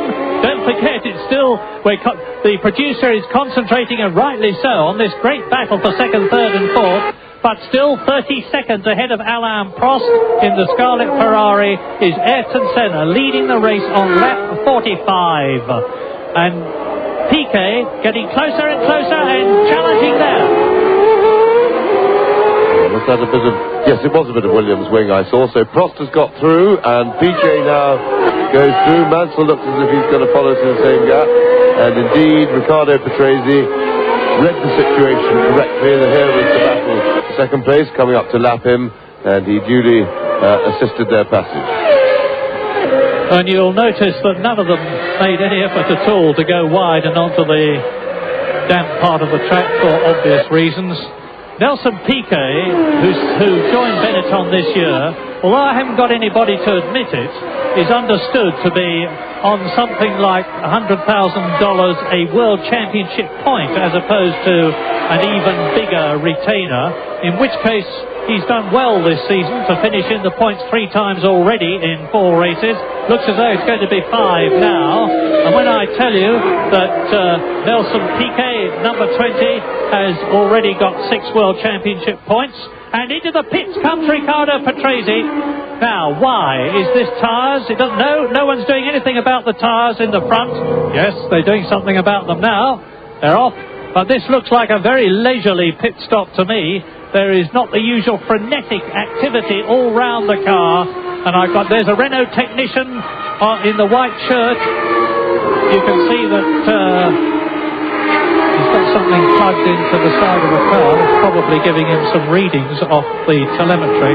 But anyway, Riccardo Patrese, whose teammate Thierry Boutsen, who won last year, is already out, seems to be giving up in the Canadian Grand Prix as Senna goes through to complete his 46th lap. So there's still 24 laps to go. 24 laps of this 2.73 mile circuit with a new lap record for Nigel Mansell. 1 minute 23.81. But the McLaren Honda, with the brilliant Brazilian at the wheel, well out on its own, and I can't see anything challenging Ayrton Senna. He's really just got to be sensible, and heaven knows he is always that. Arrivare quinto non è un grande risultato per lui, dunque io penso che lui cerchi... Sì, però è a 14 secondi 8, quindi praticamente non è che abbia guadagnato moltissimo, pur con questi ritmi elevati e nonostante le difficoltà. Intanto vedi che Prost è riuscito a respirare un po' nei confronti di Piquet.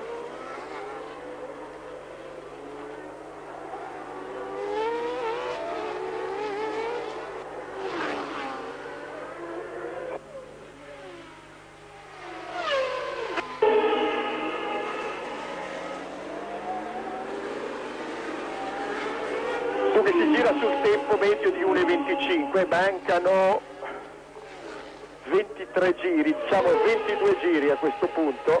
Adesso vediamo in cabina di fare due conti per vedere approssimativamente quanto può mancare alla conclusione della corsa. I ritmi dovrebbero rimanere questi, il tempo per il momento atmosferico non cambia, i tempi sui giri si ripetono con costanza ormai, quindi calcolando il tempo di 1,25 dovremmo essere tranquilli, e cioè dovrebbero mancare circa 27 minuti alla conclusione della corsa. Questa naturalmente è un'indicazione per la regia, sono 23 giri alla fine e diamo la linea a Zermiani. Ecco, Patrese è ripartito ma con poca convinzione, hanno dato lo sfiato alla conduttura dei freni e effettivamente deve essere quello il problema per il simpatico padovano. Adesso è riuscito, però vedrete che tra poco si fermerà proprio a questi problemi di freni, probabilmente il pedale va a fondo. He certainly is. He's really going well, and I wouldn't be at all surprised to see him get crossed. He's in a Ferrari sandwich at the moment, but he's doing it very comfortably, and it would be a great result for him. Good to see Lotus back in the money. Yeah, they're going really well too. They're driving extremely well, and Donnelly, who's relatively inexperienced in Formula One, is showing very well. All right, well, now we turn back to James Murray. To do it. It's still good to see him back in form. It is $12,000 a point, we believe, that he's understood to be getting. Well, that's what I heard, but as Murray says, nobody will tell you what it is, but that's my inside source. I shouldn't think it's necessarily accurate, but I fancy it's not quite $100 grand, and the battle really fast and furious. Now, Prost holding on, and of course, he's going to be sweating every time he sees the back markers. He's not in a lot of danger. Mansell closing right up, and I think Mansell's going to have a look at the inside of Piquet now. Piquet uses all the road there, and Mansell looks to have the bit suddenly between his teeth. Mansell went a bit wide now. He got on the marbles. You see how that just slowed him down momentarily. He got his outside front there, lost a bit of grip.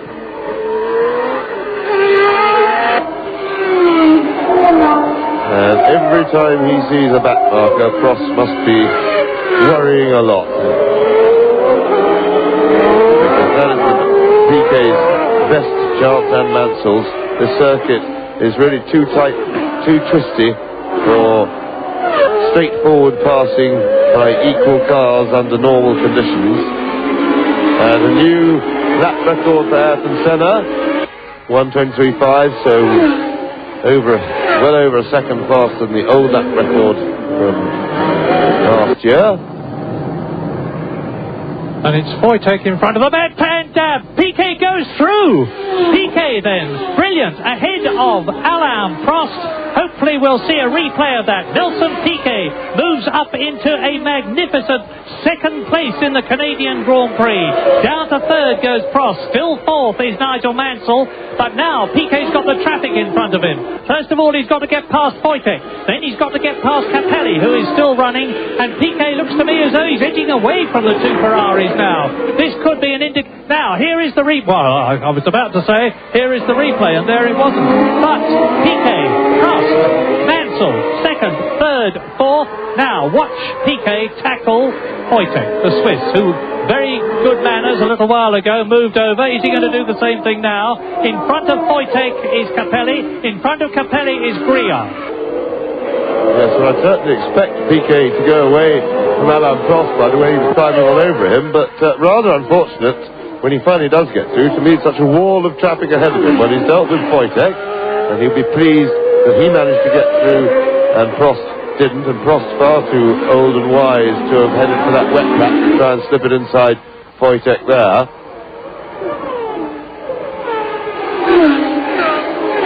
Mansell now, I bet you Mansell's going to have a go at Prost as they go into hairpin. He is indeed, and Mansell is through into third place. So Prost loses 2 places in 2 laps, from second down to fourth. And Mansell now takes up the chase of Piquet. Well, he's quite used to the sight of the back of Piquet's car, but defending Ferrari's interest there. Yeah, and I begin to wonder whether there's something wrong with Prost's Ferrari. I don't believe that Alain Prost suddenly goes off like that, even being passed by 2 people as capable of Nelson Piquet and Nigel Mansell. And you then wonder what could have gone wrong, if anything's gone wrong. I don't know, of course. It might have been gears. It is a 7-speed semi-automatic gearbox. Maybe Prost has lost one of them. It might be the tyres going off. I can't see any good reason why his should go off more than Mansell's, who now goes inside Ivan Capelli, who has got Wojtek. There's 18 cars left in the race out of the 26 who started. We are on lap 51, so there's 19 laps still to go, as Berger is now only 9 seconds behind Alain Prost, who dives inside Capelli, and Berger is in 5th position. And I remind you that he had a 60-second penalty for jumping the start. It's been an absolutely fabulous drive by Gerhard Berger, of whom we have seen very little recently, as Prost goes inside Wojtek, having to lap him, and the race order now is on lap 51. Ayrton Senna still lapped 30 seconds ahead of the second place man, who now, of course, is Nelson Piquet in the Benetton, and that's the highest the Benetton has been this season. Not the highest the V8 has been this season, because Jean Alesi, of course, in the Tyrrell Ford has finished twice in second position this year. So it is Nelson Piquet is in his highest position, actually. I've just worked it out, since 1987. Senna leading in second position, then Piquet. Third position, Prost. Third position, Mansell. And fourth, Alain Prost. There he is, ahead of Gerhard Berger, who is catching the 2 Ferraris. It's not inconceivable that Gerhard Berger could still do the usual thing for McLaren and get them home in first and second places. If so, it would have been a truly great drive. But meantime, here is another Nelson Piquet, 37 years old. This is his 177th Grand Prix.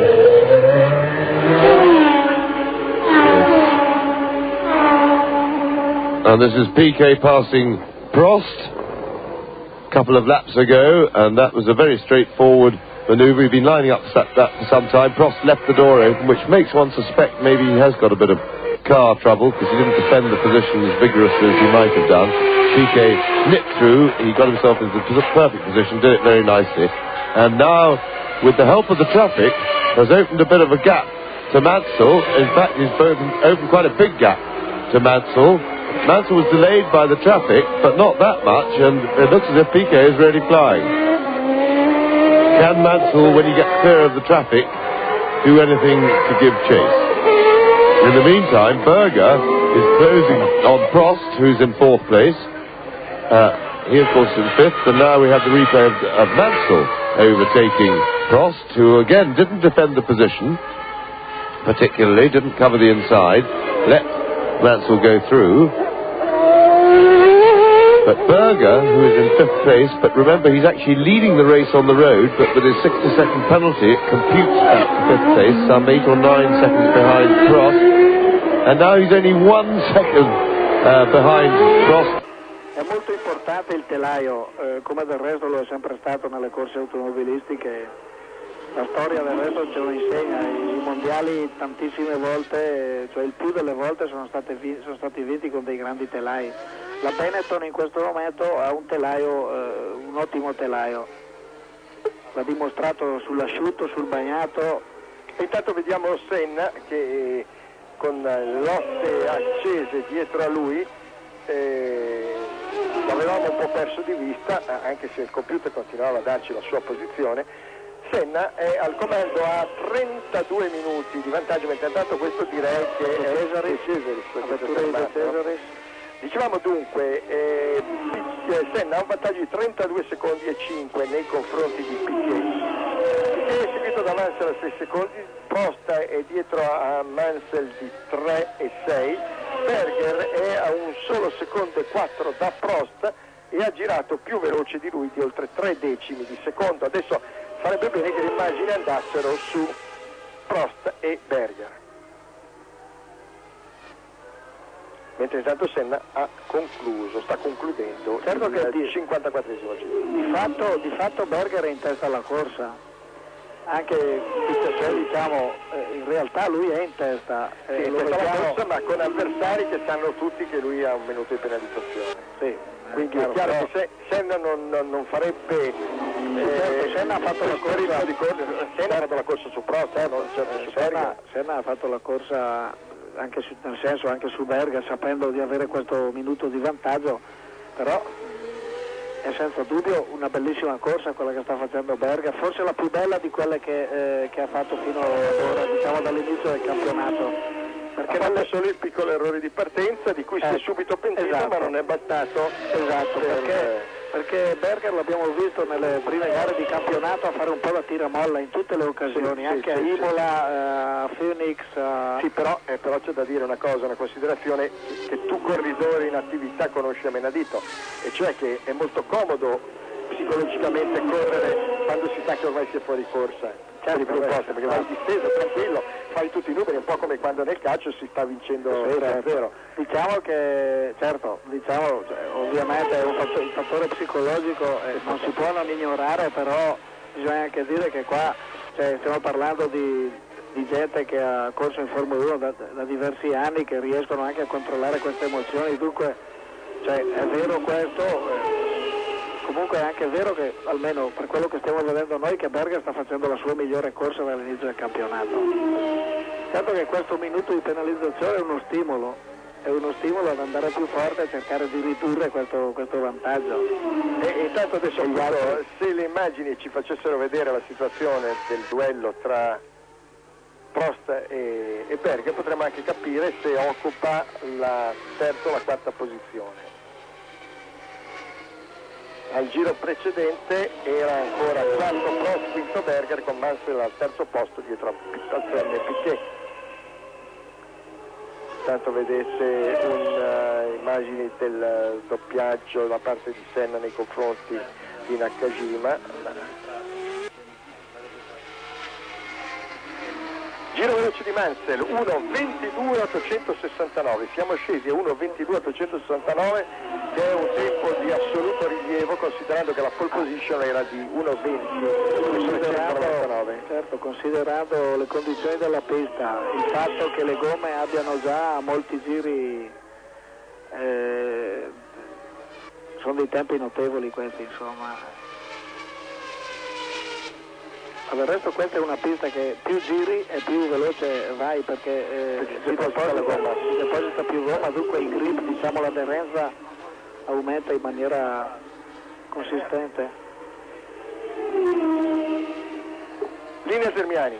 Abbiamo Nannini, abbiamo rincorso dappertutto, questo qui è entrato dalla parte retrostante, non si è fatto via da nessuna televisione l'ha beccata. Allora perché ti sei nascosto e è arrivato con calma? No, sono arrivato con calma, ho preso un fondo al circuito e ci ho messo 10 minuti ad arrivare. Ecco, cos'è successo? Non ci posso credere, guarda. Cos'è successo? Guarda, è da barzelletta perché 2 giorni fa mi ha tenuto una marmotta, Dio. Ma guarda queste marmotte girano per la strada, se uno mentre guida in corsa magari la prende, ecco, l'ho presa proprio io la marmotta. Ma hai preso magari la stessa che aveva passato nelle prove? Non lo so, nelle prove con la macchina normale. Con la macchina normale mi sono fermato e l'ho fatto passare.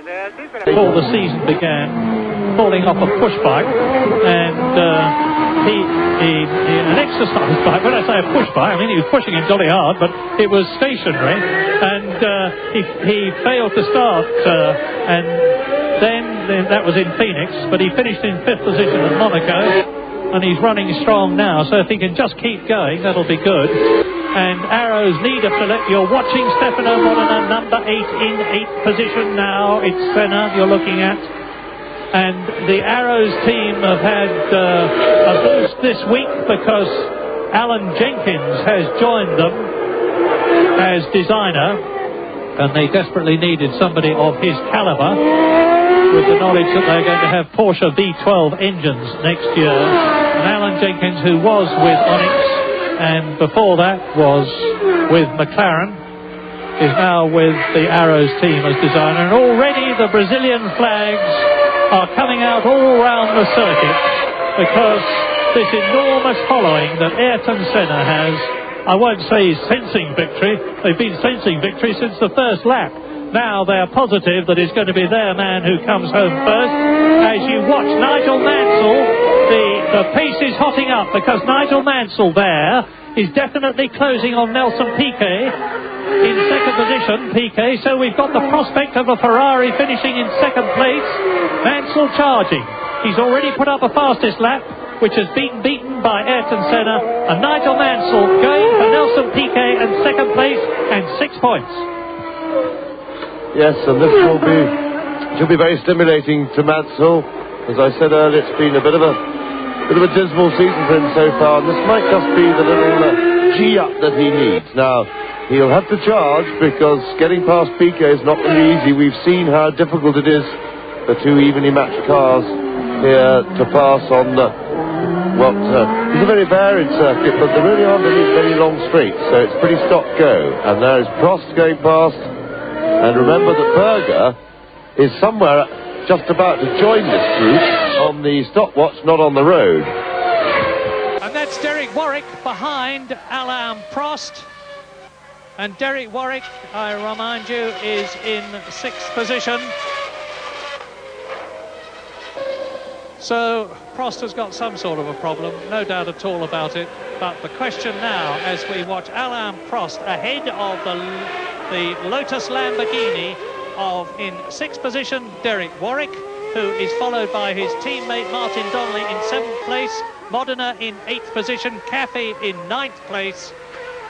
The question, and we'll rejoin it soon, I'm sure, is Nigel Mansell going to be able to get right with Nelson Piquet? And if he does, can he get past him up into 2nd place? And there is a new fastest lap for Nigel Mansell, 1:22.8. Nigel, and that is 7/10 quicker than Ayrton Senna, so Mansell is really on his way. Yes, it's 2 seconds quicker than last year's lap record, which is really something. Mansell absolutely flying. Mentre intanto siamo su Mansell, che vedete è sempre all'inseguimento di Piquet. Vediamo adesso sul traguardo quale sarà il vantaggio del brasiliano sul ferrarista.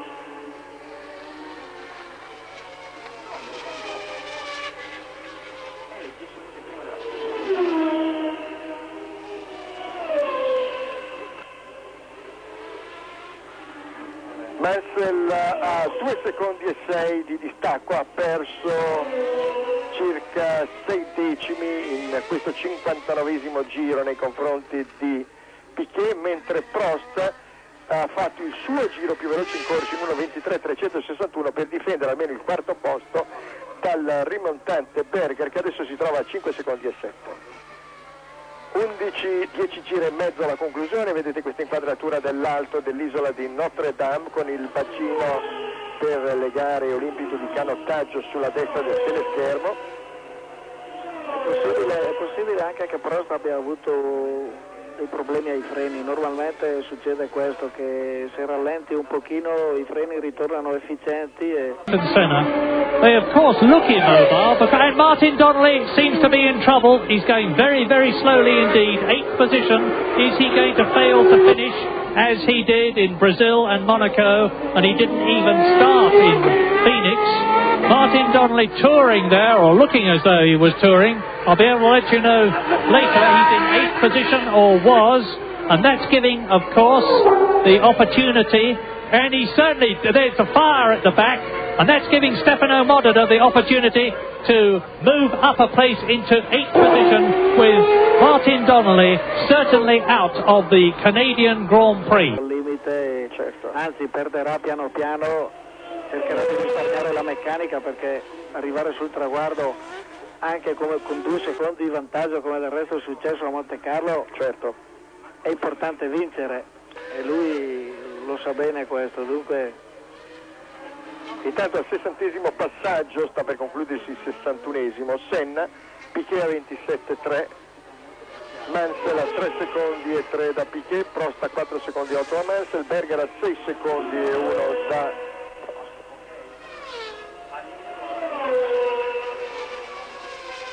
La cosa curiosa è che il computer continua a essere, intanto vedete Tony che si ferma, ad essere tarato su Berger, per cui cancella la classifica non quando passa Senna che è primo, ma quando passa Berger, che è primo ma penalizzato di 1 minuto. Ecco, a questo punto, come avevo detto all'inizio, purtroppo l'acqua che aveva bagnato la pista alla fase iniziale, che quindi ha rallentato i tempi, fa sì, come dicevamo, che questo Gran Premio del Canada si sia protratto oltre il tempo previsto appunto a causa della pioggia. Siamo perciò costretti a cedere la linea a Roma in tempo utile per rispettare gli impegni in mondovisione per il campionato mondiale di calcio, che prevede alla 21 la partita Brasile-Svezia. Le fasi finali vi saranno proposte nell'intervallo della partita Brasile-Svezia.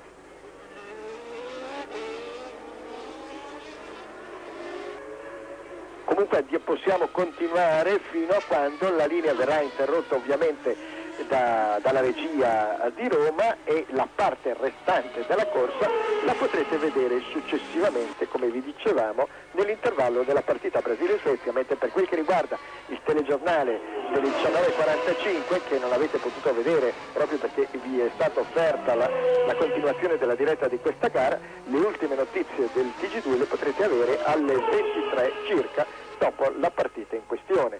Al 62° passaggio Senna ha un vantaggio di 41 secondi e 2 nei confronti di Berger, un vantaggio che vediamo a titolo di curiosità in quanto Berger occupa tuttora la 5ª posizione ed è preceduto da Piquet, Mansell, Prost, e vogliamo vedere adesso il passaggio sul traguardo appunto quale è il distacco di Piquet su Senna, che comunque ha girato in 1:23,7, quindi non è assolutamente rallentato. Piquet anzi è girato in 1:24 netti ed è a 27 secondi e 3 da Senna. Mansell a 2 secondi e 1, Prost a 5 secondi da Prost a 5 secondi da Amazing to think that, Alan, that Nigel Mansell could take 2 seconds off last year's lap record under these conditions. Yeah, well, it just goes to show the amount of downforce that these cars are generating, and the normally aspirated cars, we're now travelling with Stefano Modena in the Brabham. All over bar the shouting as far as victory is concerned, but it's a long way off being all over bar the shouting as far as second place is concerned. There is Cathy being passed by Piquet, now being passed soon by Nigel Mansell. Nakajima is yet to be caught. Nigel running very wide, trying very hard indeed. Yes, and that was onto the marbles, and he did well to hold that, Mansell, in trying to get round the back marker then. He slightly lost concentration, went a little bit wide, and that was very close to disaster, but it was well held. You saw just how loose the car got when he got onto that stuff.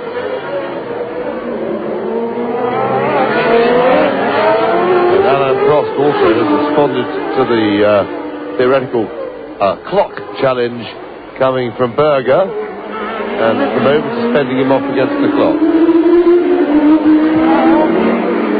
As you look at Nelson Piquet, well, all his experience, all his craftsmanship, all his determination, and the best that he can give the Benetton Ford is there now, and Mansell held up by Cathy and Nakajima, and of course Piquet's passed both of them, and Prost is now starting to close on Mansell because he was being held up by Nakajima, who he has gone past.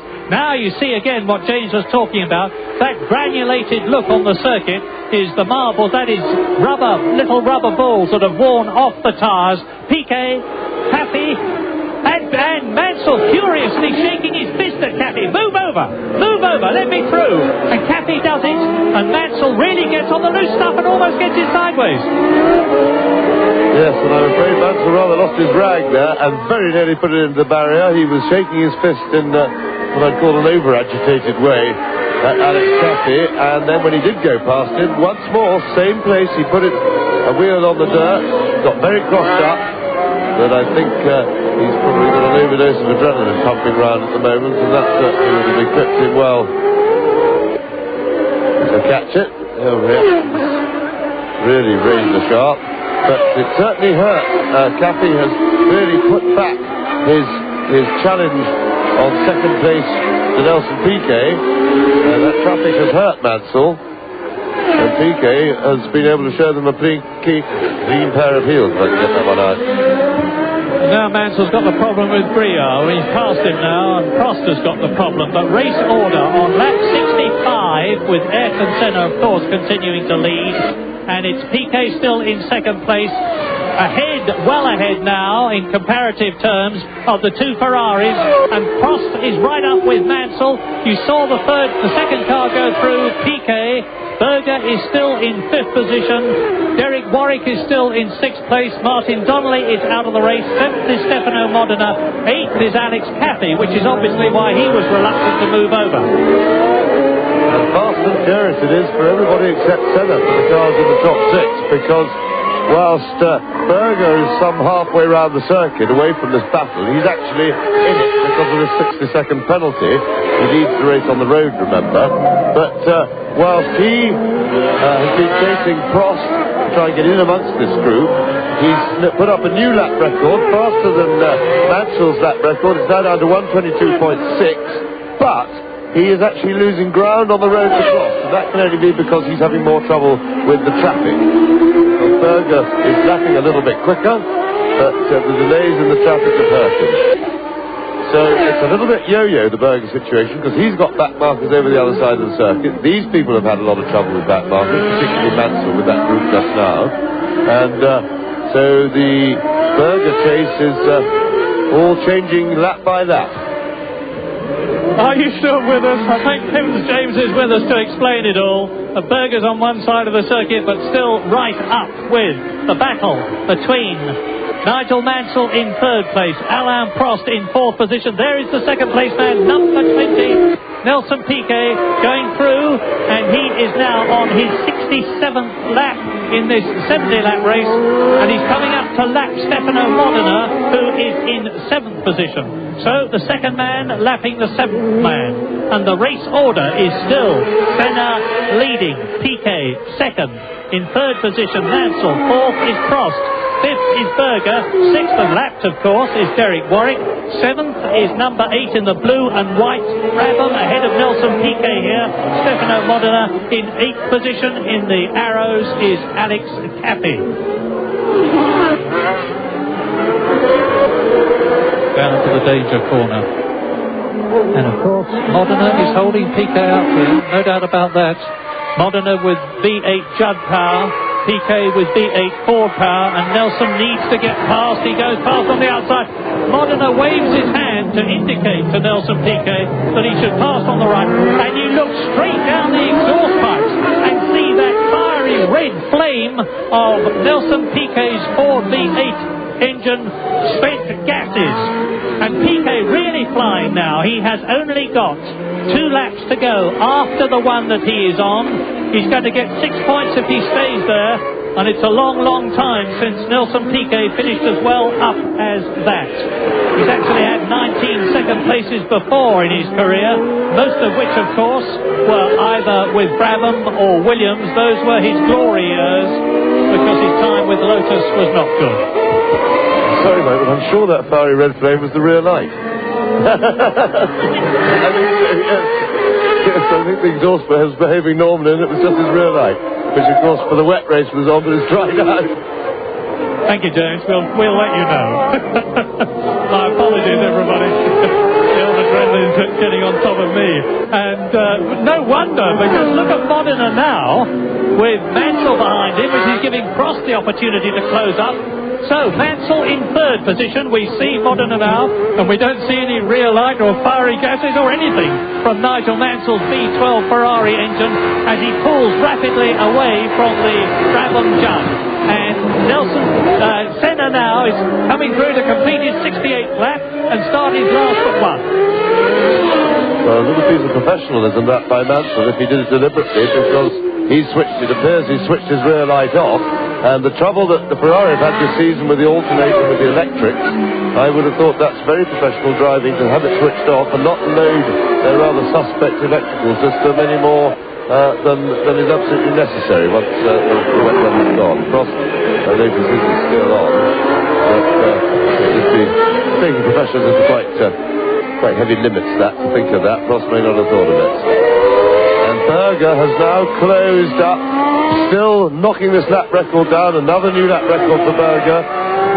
1 minute 22, very easy 1.222. And he's now only a second behind Alan Prost. So Berger still in 5th place, but threatening. What a pity they aren't all together from our visual point of view. But here is the potential, virtually certain winner, Ayrton Senna, coming through to start his 70th and last lap of the Canadian Grand Prix, having won in 1988. Having failed to win last year only because his Honda engine let go at the critical moment in the closing stages of the race. Senna at Monaco, the previous Grand Prix, led from the green light until the checkered flag, and he is going to have had a similarly commanding race here in Canada. He's on his last lap now. There is Roland Brunschreider in the inset, the man who starts the races, the clerk of the course, the Belgian, and Senna has driven a copybook race. Yes, a very straightforward win for Ayrton Senna. Senna once Berger put himself out of the action by jumping the start. Berger, of course, remember, still leads Senna on the road, but of course Senna has had no reason to chase him. And I thought Senna certainly, let's say he changed his tires conservatively in letting the road dry a bit more than necessary, and probably not the quickest way, but nobody else apart from Berger, who that got in the lead and got him away from Senna. He changed even him a little bit late, but earlier than Senna, and that gave him the advantage. And then it was all plain sailing for Senna. Berger, meanwhile, has battled away, but the big battle being for second place. At the moment, Piquet holds it, and looks like doing so, the two Ferraris, but can Berger catch him on the road? And of course, this we can never see until we work it out from the results on the stop box. Well, Ayrton Senna approaches the finishing line to win his 23rd Grand Prix. So there is the official holding out that checkered flag. Senna is almost within sight of it now. He's down through the Olympic rowing strip, through the S-bend, and he's well ahead, and Ayrton Senna goes over the line to win his 23rd Grand Prix in the McLaren Honda here at Canada. But who is going to be second? Who is going to be third? Who is going to be fourth? And there is Gerhard Berger, and we've got to work it out on the clocks before we know where he is, although he looks to me to be going slower at this particular point. No. Well, I would love to look in the closing stages at the battle between Piquet, Mansell and Prost. We're looking at an absolutely empty circuit, except for Gerhard Berger flying round on his own there. And he may finish in 5th position, which is where he was when this lap started, or he may finish higher up. So, Ayrton Senna has won the Canadian Grand Prix, no doubt about that, and we've already seen Gerhard Berger finish ahead of Senna on the road. But the question is, where is Senna in the race? And here it is. Here is the news. Gerhard Berger has moved up into 4th position, 3/100ths of a second ahead of Alain Prost. What an amazing finish. No confusion. Senna is the winner. He's really delighted with that one. Absolutely, indeed. His 99th Grand Prix, Ayrton Senna. His 23rd victory. So, the rest of the cars coming home. The order, we think, Senna, Piquet, Mansell, Berger, Prost, Warwick gets that point for Lotus this time. Modena, Caffey, Bernard, Capelli, Nakajima. So Senna the winner. Slowed right down at the end. In fact, the victory margin just 10.5 seconds.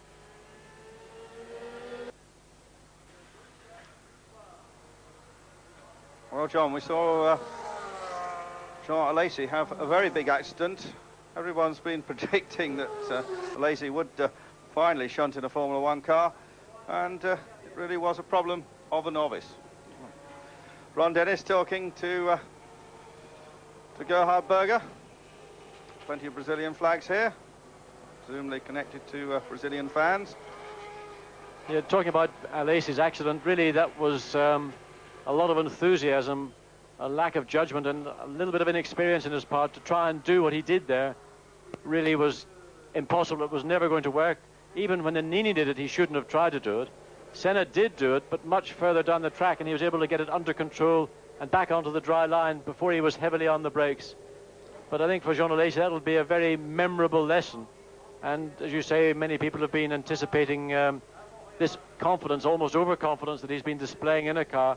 It may now check that, and no bad thing. Look at Senna. He is absolutely delighted with that success. And he's entitled to be. That was an absolute copybook victory. He drove the perfect, that's the definitive Grand Prix victory. And as I said earlier, the purple patch that Senna might, well, in my opinion, be now coming into, the maturity that sometimes has been seen to be lacking, impetuosity when he's been overtaking people, particularly slower people, in misjudgments that one would not assume that he would make. Maybe now we're now in the period of Ayrton Senna's Formula One career, we're going to see something even more remarkable. Senna, Piquet, Mansell, Berger, Prost and Donnelly, that is the top 6. Warwick, I should have said, in 6th place. Well, a fan congratulating Ayrton. Talking to his mechanics and engineers. The Mexican Grand Prix, the next race in 2 weeks' time. We'll be live flag to flag on Eurosport. John and myself. There's Modena, Caffey, Bernard, Capelli, Nakajimi and Suzuki. So it's goodbye from John and myself.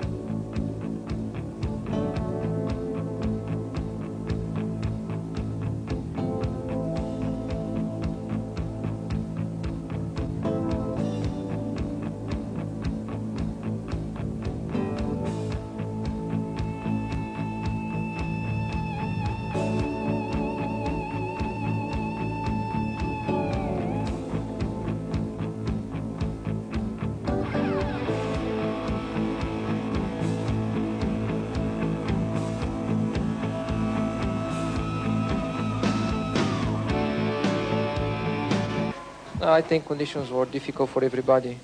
Slippery with the wets, and then with the slicks, still with the circuit quite slippery, very difficult to judge your pace, your braking points. Of course, to overtake slow cars, as soon as you go a little bit offline, the tires would just lose completely the grip. I had a first gear broken on my pit stop, so from there on, from quite early in the race on, I had no first gear. And I was very concerned more than anything that this first gear would compromise the gearbox later in the race, the other gears, but fortunately the car went to the finish line altogether. The trouble was, as soon as you go offline to overtake, it can take maybe 1 lap or even a lap and a half before you get good grip back. And a few drivers were very good, they moved offline, but a few other drivers, they just stayed right on the line and forced you offline, and it spoilt the race at the end a little bit.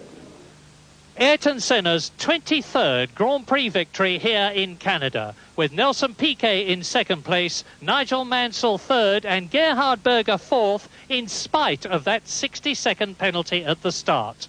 3/100ths of a second ahead of Alain Prost in 5th position, with Derek Warwick in 6th place. And in the Drivers' Championship, Ayrton Senna is now 12 points ahead of Gerhard Berger, with Alain Prost in 3rd place, Jean Alesi 4th, Nelson Piquet in 5th position, and a tie for 6th between Riccardo Patrese and Thierry Boutsen. McLaren now lead the Constructors' Championship by 29 points, but it's a new 2nd place constructor, Ferrari, who have moved ahead of Williams, with Benetton in 4th place and Tyrrell 5th. And in 2 weeks' time, it is the Mexican Grand Prix. Join us.